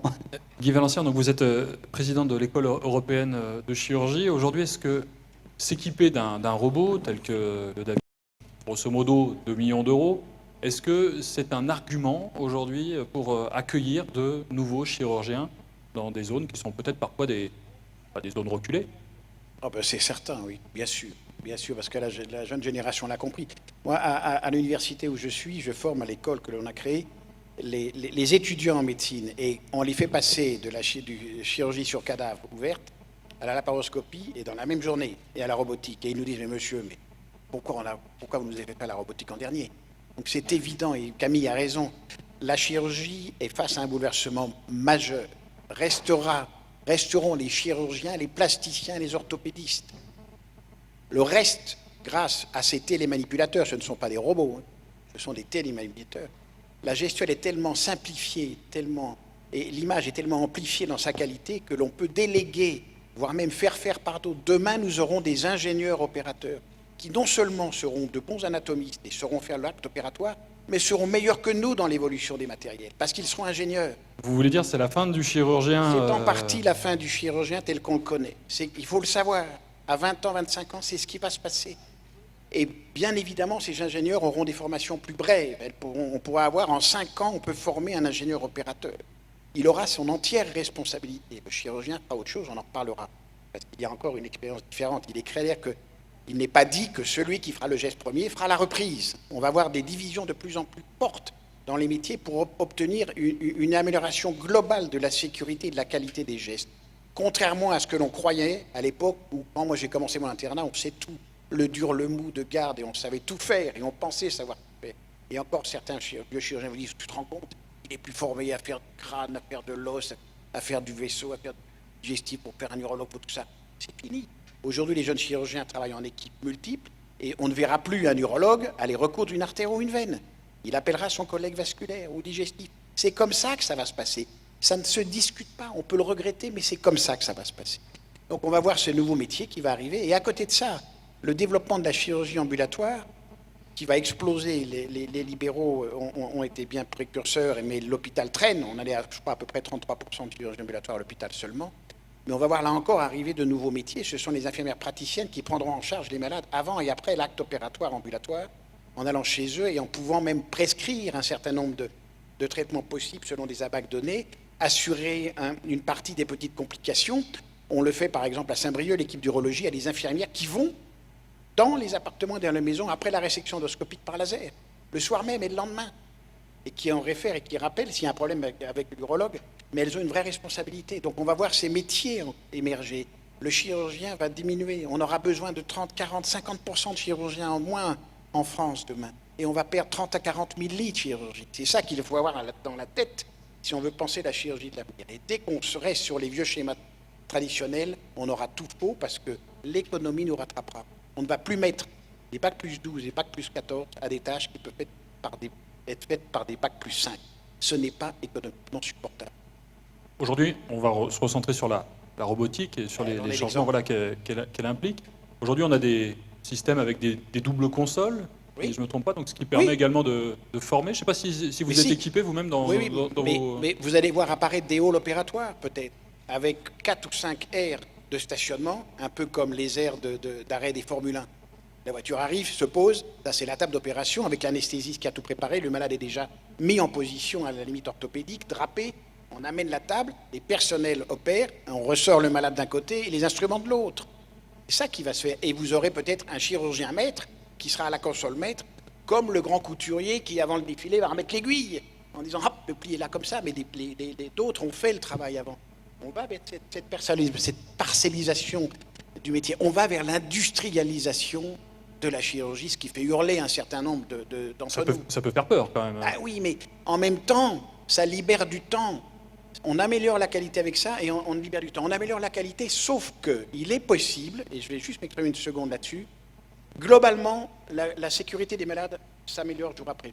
On risque de perdre, effectivement, dans de rares cas, des malades parce qu'on n'aura pas appris le geste de chirurgie de guerre que l'on apprenait de nos maîtres. Je me souviens avoir laissé un rein en mettant des champs, parce qu'il saignait tellement qu'il est rein unique, il fallait l'opérer d'un calcul coralliforme. On a bourré le rein avec des champs et des gros catgutes, on a tout refermé et 3 jours après, on est allé retirer. Je ne suis pas sûr qu'une jeune génération aujourd'hui oserait faire ça. Ça serait interdit. Et on a sauvé le rein. Mais on va globalement améliorer la qualité au prix de quelques pertes exceptionnelles qu'on aurait pu nous réparer. C'est comme ça, c'est la vie du monde. Le risque, c'est quand même de perdre un savoir-faire. Enfin, de ce que vous dites, là, vous nous dressez un peu un scénario science-fiction, on va dire. Mais c'est comme les navigateurs. Qui sait encore se servir d'un sextant, hein? On est tous au GPS quand on fait du bateau. Plus personne n'utilise le sextant. Celui qui l'a, si jamais ces 3 GPS de secours sont en panne, sera content d'avoir son sextant pour faire un point. Il reste un skipper et pas un marin d'eau douce. Vous vouliez réagir, Camille Munier, ce qui a été dit? Non, je partage tout à fait ce que dit Guy Valencia avec son enthousiasme, peut-être ses excès, parce que ça demandera à ce moment-là d'avoir des très grands centres et puis après plus rien, ce qui est quand même un problème sur le plan de la répartition géographique des soins. Vous avez chacun un micro. On va vers la concentration des moyens chirurgicaux pour plein de raisons. Les hommes suffisamment nombreux par équipe, même dans une équipe d'urologie divisée en oncologues, lithiasologues, ceux qui s'occuperont de l'incontinence, et bref, c'est comme ça que ça se fait par 2 ou 3. Deuxièmement, la concentration, les problèmes de stérilité qui sont de plus en plus complexes. Donc il faut des machines, des usines à stérilisation, et on ne peut plus faire ça avec 3 poupinelles dans un coin, sur un bord de table. Donc tout va vers cette concentration des moyens. Et comme la chirurgie, c'est de plus en plus de l'ambulatoire, voire quelques jours seulement dans une vie, on est quand même rarement opéré de multiples fois dans sa vie. On peut mettre effectivement, je l'ai toujours dit, les hôpitaux d'aigus à la campagne et les maisons de retraite dans les villes. Est-ce que vous souhaitez peut-être poser des questions à Guy Valencian et Guy Munier quant à leur pratique et à leur vision de l'avenir sur ces innovations? Il y a une question à la table là-haut, la table numéro 2.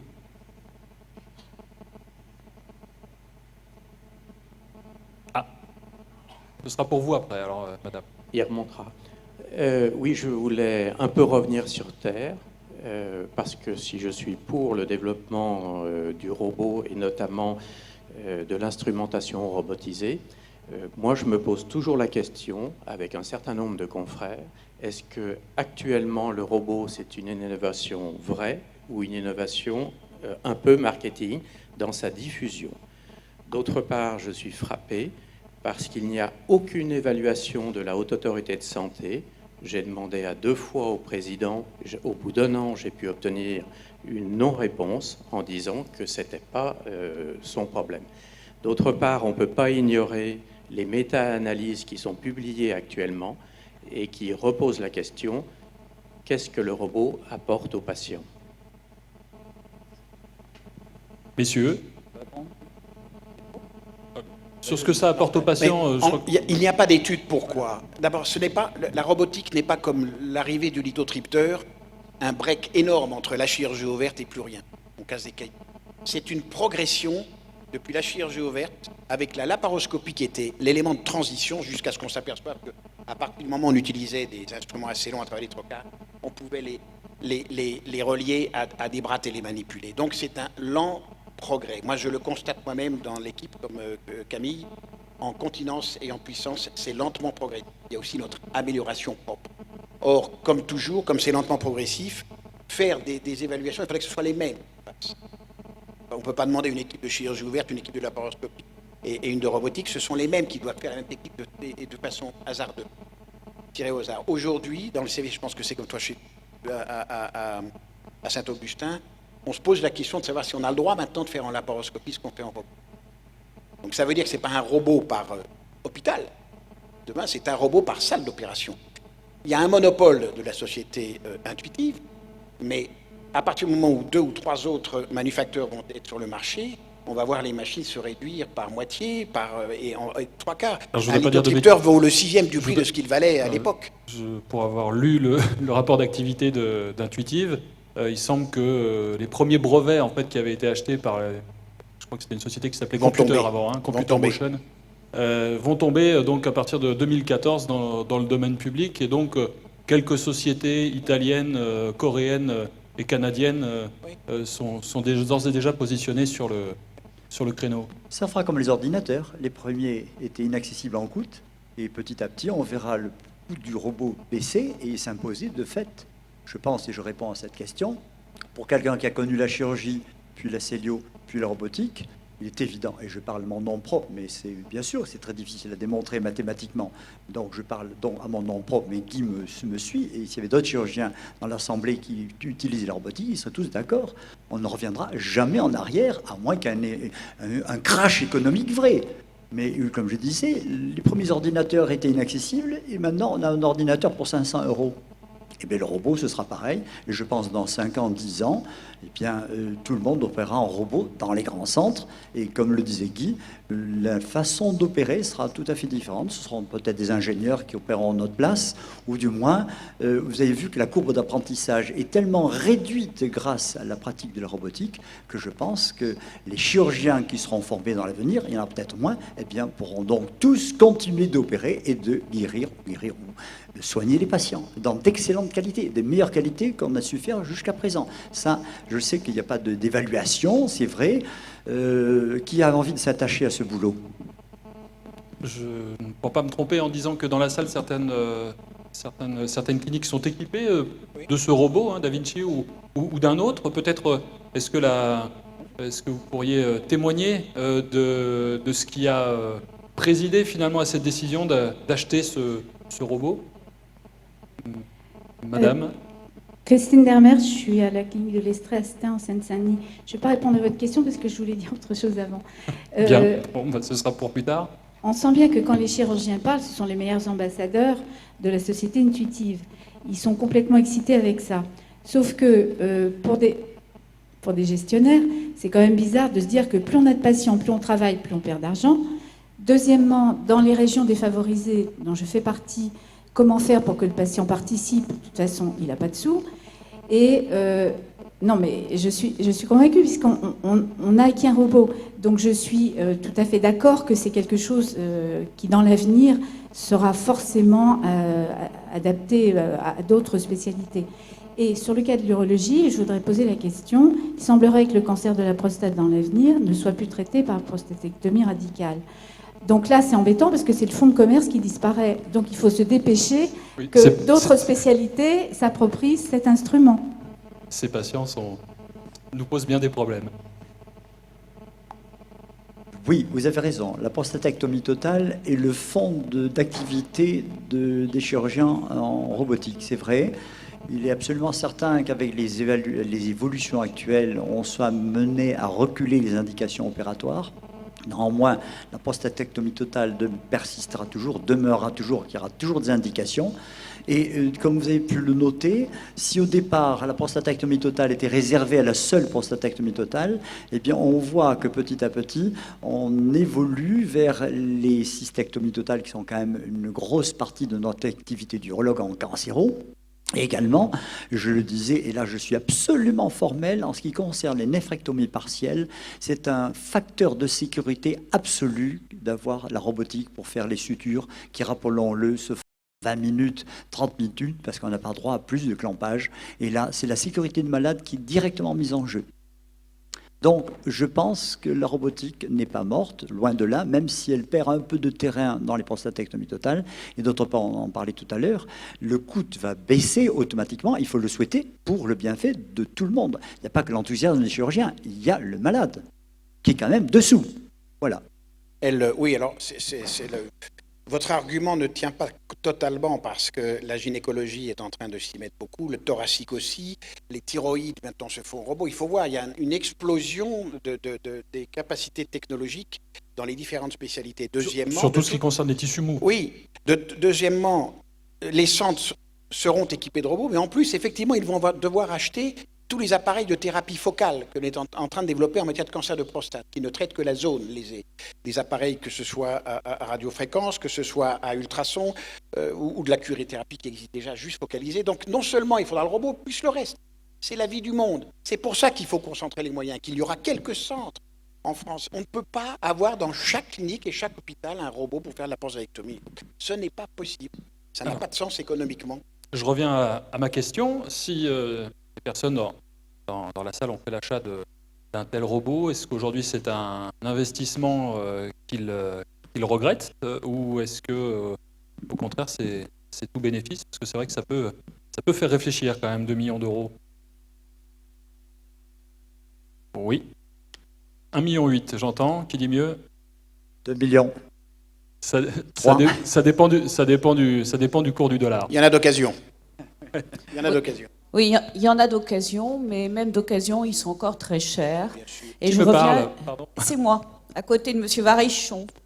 Ouh, ici. D'accord, très bien. Merci de vous présenter, s'il vous plaît. Donc, Madame Gamma, Clinique Charcot, on a acheté effectivement un robot. On est 2 établissements privés sur Lyon à avoir acheté un robot. Économiquement parlant, aujourd'hui, c'est vrai qu'on se pose des questions. Parce qu'à chaque fois qu'on fait une intervention, on perd de l'argent. Les GHS, aujourd'hui, 3 000 €, vous l'avez démontré tout à l'heure, ça ne couvre même pas le coût de location et de maintenance. Et on ne vous parle pas de l'usage unique. Alors donc, les patients doivent contribuer d'une manière ou d'une autre. Est-ce que c'est normal? Aujourd'hui, l'état de la France est quand même pas très brillant. Les Français perdent du pouvoir d'achat. Est-ce qu'on aura les moyens de développer la chirurgie? C'est aussi une question qu'on peut se poser en termes financiers actuels de la France. Madame, je ne peux pas vous suivre sur ce terrain-là. Si vous dites ça, c'est fini, on s'en va tous et on part à l'étranger. Et c'est ce qui est en train de se faire.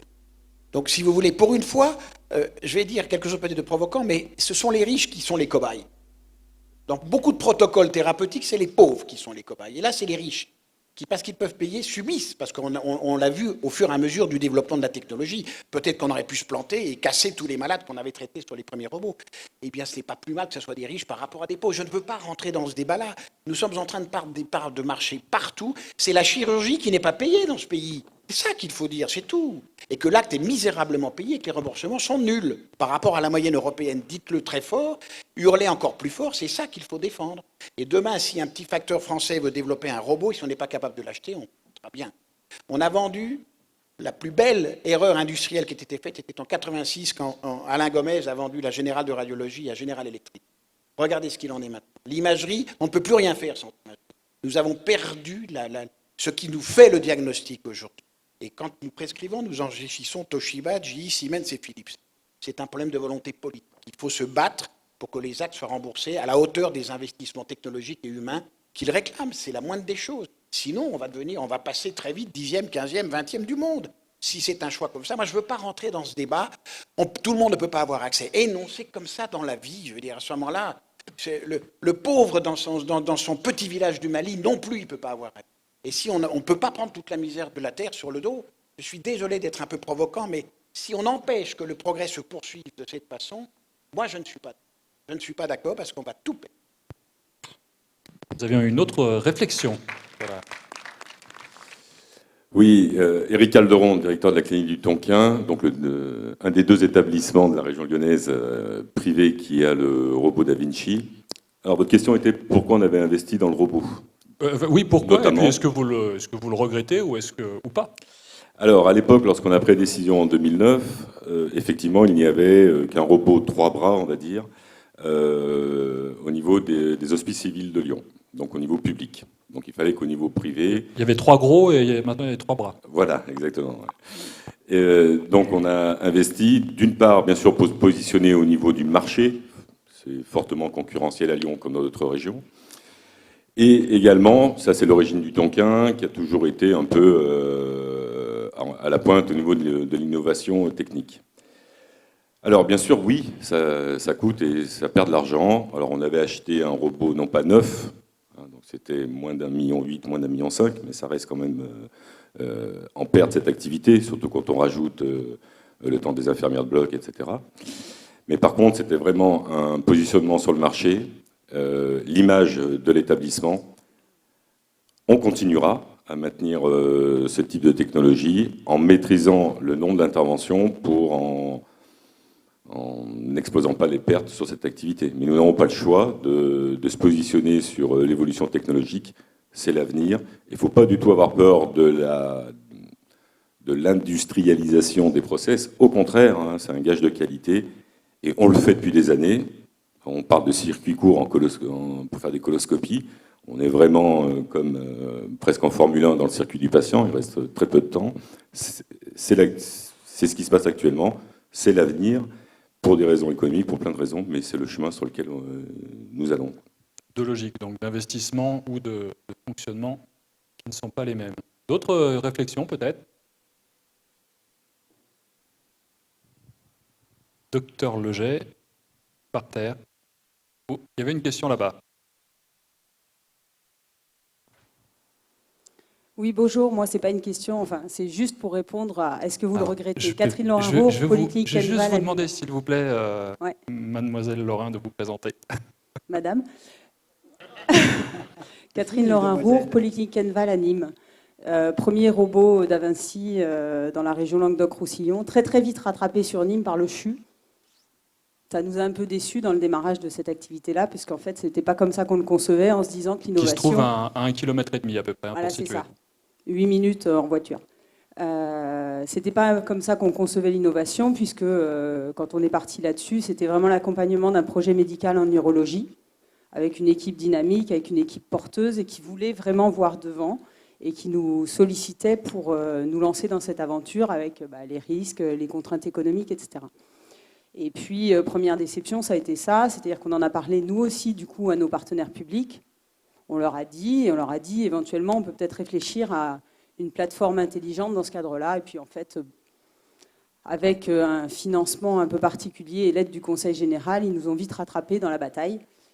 Tant pis. Nous, on a continué, on l'a mis en place et on ne le regrette pas, même si c'est un petit peu difficile à porter au jour le jour et de manière économique. Par contre, voilà, on ne le regrette pas du tout. On l'a vu au niveau suivi des patients, on l'a vu au niveau retour des usagers, on l'a vu au niveau des équipes médicales et de la dynamique que ça a créé. On l'a vu en neurologie, on le voit en gynécologie au jour d'aujourd'hui. Et on a un booster au niveau de l'équipe médicale et du projet médical qui, quand même, a pu s'appuyer en fait, sur cette démarche de l'établissement. Alors, vous êtes vraiment dans une zone concurrentielle avec le CHU. Est-ce qu'aujourd'hui, il y a une parité au niveau du nombre d'opérations entre ce qui est réalisé chez vous et ce qui est réalisé à l'hôpital public? Ou est-ce qu'il y a un des deux établissements qui prend le pas sur l'autre? Vous avez le même équipement. Donc, a priori, potentiellement la même qualité de performance. Je ne sais pas les chiffres du public, mais a priori, on n'est pas parti sur un développement sur les mêmes disciplines, et en tout cas en termes de communication. Nous, on a développé sur l'urologie, et ça, c'est une certitude. Le CHU, il a vu plus large, il a parlé beaucoup ORL, il a parlé de différents sujets, il a lancé un PHRC sur la statique pelvienne, etc. On n'est pas parti sur les mêmes activités réellement, en fait. Mais il n'empêche que, oui, c'est un climat concurrentiel sur une ville où pourtant il y a des gros projets de coopération. C'est un peu particulier, c'est ni moi. Bon, ça, c'est dit. Est-ce que vous avez peut-être... Oui. Une question à la table du milieu.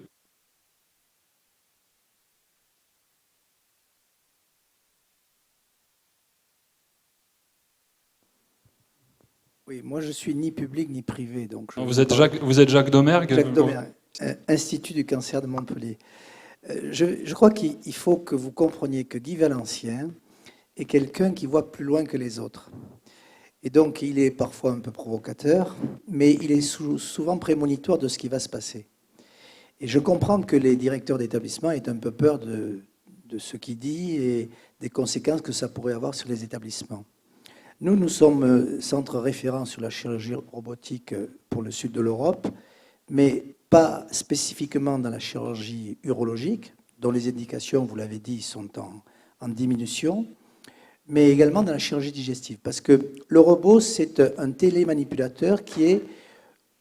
Guy aurait dû dire d'ailleurs que c'est un dinosaure par rapport à ce qui va se produire demain. Il y en a des dinosaures. Ça m'étonne qu'il ne l'ait pas dit. Parce que les futurs appareils que vous allez avoir demain seront sans fil, seront beaucoup plus light, seront presque automatisés, alors qu'aujourd'hui ce ne sont que des télémanipulateurs. Donc l'évolution de la chirurgie va dans le sens de la robotisation. Après, je le dis pour les différents intervenants qui ont dit on ne peut pas se le payer, ou c'est difficile, ou on n'est pas à l'équilibre, c'est vrai. Après, il y a le problème de la place de la chirurgie et de l'innovation en France. Et là, la difficulté des chefs d'établissement, elle est réelle. Je crois que si vous voulez intégrer la robotique dans votre établissement, il faut que la robotique, elle serve à tout. Pas uniquement à l'urologie. Bon, à part la clinique Saint-Augustin, mais je connais Richard Gaston, il n'y en a pas deux d'équipes comme ça. Vous êtes pratiquement unique au monde. Donc vous êtes un mauvais exemple, excusez-moi de vous le dire, mais vous n'êtes pas reproductible. Mais par contre, pour un établissement, il faut que la robotique serve à tout. Elle peut servir dans la chirurgie ORL et pas que dans la thyroïde. Elle peut servir dans la chirurgie gynécologique. Et aujourd'hui, Intuitive le sait, il voit les indications diminuer en urologie et il voit que le pôle de développement de la robotique, c'est la chirurgie digestive. Et donc, c'est la raison pour laquelle il faut diversifier les indications. Et pour qu'un robot soit rentable, il y a à la fois un investissement à couvrir, il y a une maintenance annuelle qui est entre 130 et 150 000 euros qu'il faut couvrir au-delà de la première année, qui est un coût réel ramené à l'intervention, et puis il y a du consommable. Alors je ne vais pas rentrer dans le débat des 3 ou 4 bras, c'est un détail, mais peut-être que les privés que vous êtes devraient réfléchir à l'économie en personnel d'une chirurgie robotisée à 4 bras. Parce que là, le chirurgien est vraiment le chef d'orchestre qui opère seul. Donc là, il y a peut-être une personne qui peut être économisée. Ça, c'est à vous à faire l'évaluation. Mais d'une manière générale, je crois que pour que le robot soit rentabilisable, il faut qu'il tourne pratiquement 24 heures sur 24. C'est-à-dire que plus vous l'utiliserez, plus il sera rentabilisable, parce que le coût de l'investissement et le coût de la maintenance, qui sont très très élevés, s'amortissent et diminuent par ramener au nombre d'interventions. Et c'est la raison pour laquelle, même pour un établissement comme le nôtre, nous avons ouvert le robot à un établissement PSPH de Montpellier, qui fait la chirurgie urologique et les différentes intéressent, mais qui pourrait demain être ouvert également à d'autres disciplines, parce qu'il faut que ce robot il tourne au maximum. Chez nous, il tourne tous les jours, mais il pourrait tourner encore plus, parce que, je vous le répète, l'investissement est tel qu'avant que les brevets tombent dans le domaine public et que d'autres sociétés concurrentes puissent produire des robots à moindre coût, il se passera beaucoup de temps, et pendant ce temps, l'innovation doit continuer d'avancer. On ne peut pas être en retard là-dessus. Guy Valencian. Juste un mot à ce propos, non, un joke qui est assez vrai, c'est que ce robot a été développé au départ, c'est comme le Viagra. C'est la même histoire que le Viagra. Le robot a été développé pour les chirurgiens cardiaques aux États-Unis. Puis ça marchait pas très bien sur les monnaies pontage. Le Viagra, c'est pour les chirurgiens cardiaques. Et ce sont les urologues qui ont repris le flambeau et qui ont fait, je dirais, effectivement, en partie la fortune d'Intuitive. C'est comme le Viagra, c'est exactement la même chose. Ce qui était fait, c'était un médicament au départ à visée cardiaque, et puis ça marchait pas très bien sur le cœur, mais ça marchait très très bien sur les érections. Concernant Guy Valencian sur ce que disait votre confrère, aujourd'hui, est-ce qu'on est sur les robots qui sont développés aujourd'hui par les différentes sociétés ou par les instituts de recherche? Ce sont des robots qui visent à être généralistes et à servir à plusieurs spécialités, ou est-ce qu'au contraire on est sur des robots qui ciblent? Non, ça va de plus en plus. Vous avez une partie, comme toujours, vous avez une partie qui sera fixe. Il y aura du hardware qui sera toujours le même. Et puis, il y aura du soft tout autour. Par exemple, actuellement, les neurochirurgiens à l'école là, travaillent sur les sujets anatomiques pour aller à travers le palais rejoindre l'hypophyse grâce au robot. Voilà, donc il y aura des applications avec une miniaturisation, comme l'a dit très bien Jacques Domergue, miniaturisation des instruments, développement du Wi-Fi, du Bluetooth, de tout ce que vous voulez, zone de sécurité, vous dessinez sur l'écran la zone où il ne faut pas aller, et dès que les instruments sortent de la zone où vous devez aller, ils sont désactivés. Donc on est plein de capacités, de possibilités d'amélioration et de sécurisation du geste opératoire, c'est à l'infini quasiment. Mais il y aura toujours une personne, il y aura toujours un homme ou une femme, puisque actuellement on voit se développer la chirurgie féminine de plus en plus, et j'en suis le premier heureux, qui seront là, bien sûr, pour assurer une partie de la gestuelle. Mais d'où le métier, et d'où probablement aussi, je milite fortement pour aller à la dépénalisation de l'erreur, parce qu'on rejoint un peu ce qui se passe dans l'aviation. Quand vous regardez un accident d'avion, vous ne voyez jamais le nom du pilote. Jamais. Et quand vous voyez un accident opératoire, vous avez toujours le nom du chirurgien, de la clinique ou de l'hôpital en tête. C'est-à-dire que généralement, le pilote disparaît avec l'avion. Donc, non, mais il y a des procédures de sécurité et d'organisation qui font que tout est dit avant. Non, pas forcément. Il y a plein d'accidents, heureusement. Heureusement, il y a encore des accidents. Donc, ce que je veux dire, c'est qu'il faut qu'on aille à la dépénalisation de l'erreur. Autant la faute est condamnable, tant qu'on n'aura pas fait ce progrès d'accepter en médecine que l'erreur ne soit pas condamnable, en revanche, que la réparation de l'erreur soit vite indemnisée, on aura tout faux, parce que nous-mêmes, nous aurons du mal à donner tous nos ennuis. C'est très difficile pour un chirurgien d'expliquer qu'il s'est trompé parce qu'il a toujours au-dessus de lui l'épée de Damoclès du procès, qu'on le veuille ou non. Et ça, c'est pour moi fondamental. Donc, l'évolution technologique et l'évolution juridique doivent aller de pair pour, en gros, arriver à une amélioration globale de la prise en charge des malades. Peut-être une dernière question avant de marquer une pause. Une dernière réflexion, peut-être? Oui. Attendez? Oui. Bon. J'ai écouté avec beaucoup d'attention ce que disait le professeur Valenciennes. Où êtes-vous? Voilà. Donc, Isabelle Bilinado, directrice de la clinique des Cèdres à Brive, en Corrèze. Donc, vous voyez... Félicitations. Oui, la Corrèze porte beaucoup de choses. Donc, bien que ni ingénieur ni chirurgien, j'ai été amenée à manipuler le robot Da Vinci. Et comme beaucoup, j'ai été bluffée par la technologie. Donc, je ne discute pas l'avancée technologique. Je pense que nous allons aller vers l'évidence. Par contre, en tant que directeur d'établissement qui fait les comptes, là, effectivement, le monopole aujourd'hui d'Intuiti rend les choses très difficilement acceptables sur un plan économique. Et quand je vous entendais dire « faisons payer les riches », dans l'absolu, ça ne me perturbe pas. Si je pouvais effectivement demander à chaque patient qui va utiliser le robot de me verser 1 500, 2 000 euros pour compenser une partie de mes coûts, pourquoi pas? Si ce n'est qu'à 80 km de Brive, j'ai un CHU qui vient passer d'un 3 bras à un 4 bras. Je ne sais pas comment le CHU de Limoges. Oui, le CHU de Limoges. Je ne sais pas comment il finance son investissement, vu ce qui se dit actuellement sur les niveaux d'endettement des CHU. Mais là, le pauvre ou le riche, je vais répondre il à va votre se question faire parce que opérer. J'ai eu le directeur du CHU de Limoges au téléphone, n'a pas plus tard que la semaine dernière. Il le finance par l'amortissement. Non, l'amortissement, c'est une charge. Oui, non, mais je veux dire, il le finance sur fonds propres et ensuite, c'est de l'amortissement. Ils n'empruntent pas pour acheter ce robot. Quand je vois les dotations MIGAC, mairie, qui se chiffrent à plusieurs millions d'euros par an, je pense qu'il trouve quelque part là son financement. Je ne vous dis que ce qu'il m'a dit. C'est une observation. Je partage tout à fait votre avis. C'est quand même un vrai problème pour nous, privés, d'avoir l'hôpital en face. Par exemple, je prendrai le cas de Bordeaux. On a 2 robots Da Vinci. On opère du matin au soir. On diminue le coût de fonctionnement, comme vous l'évoquiez, puisque ces appareils tournent du matin au soir pour 8 chirurgiens. Mais néanmoins, à l'hôpital, le robot est gratuit pour le patient. Et on commence à quand même sentir la présence de l'hôpital, ce qu'on n'avait pas jusqu'à présent, c'est une situation de monopole. Mais les faits sont là. Et je pense que le fond du problème de la robotique, c'est le remboursement du frais de fonctionnement pour le patient, puisqu'on lui demande en quelque sorte 1 400 € de dépassement d'honoraires, qui n'est pas un dépassement d'honoraires, mais qui est un coût de fonctionnement qu'on ne peut pas payer, nous, dans notre poche, ni la clinique. Et je renvoie à ce que disait Guy, il faut peut-être réévaluer les honoraires des actes pour la clinique et pour le chirurgien peut-être. Le chirurgien, j'en parle pas, mais au moins pour la clinique. Voilà, c'était ce que je voulais dire sur ce plan-là. Par contre, dans 2 ou 3 ans, je crois que les problèmes seront réglés puisque les nouvelles générations de robots arriveront, seront miniaturisés, coûteront moins cher. Et je répète une fois de plus, que qui n'a pas pris le train en marche reste sur le quai. Ça, méfions-nous. C'est la philosophie de bas étage, mais elle est vraie. Il y avait une question de Didier Legec qu'on retrouvera dans quelques minutes pour la prochaine table ronde. Thierry Béchu vient de m'informer que vous étiez privé de pause. J'étais obligé de balancer Thierry, parce que sinon c'est pour moi.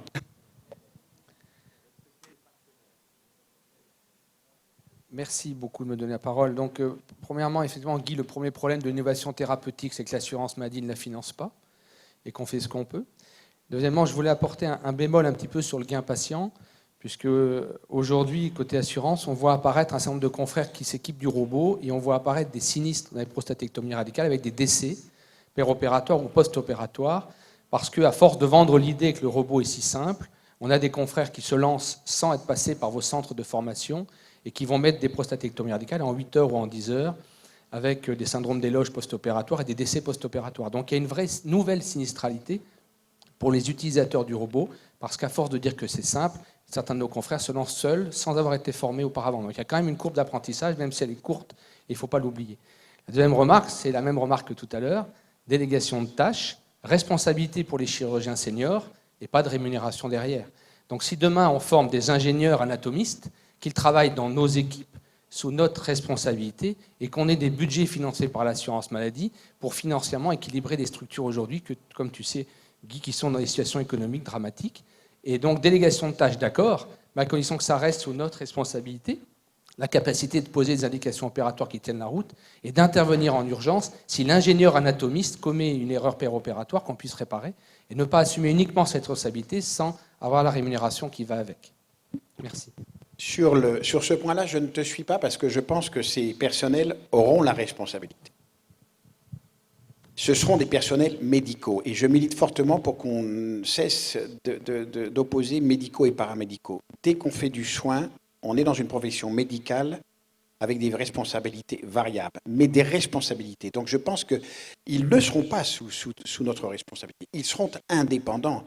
Et je pense qu'ils verront très bien leurs résultats et que l'indication opératoire, je suis désolé, elle peut être posée par d'autres. Moi, je n'opère plus depuis 2 ans. Puis j'ai quitté la Shvetsiavi, je consulte. Je vois de plus en plus de malades, alors que je ne suis plus chirurgien opérant.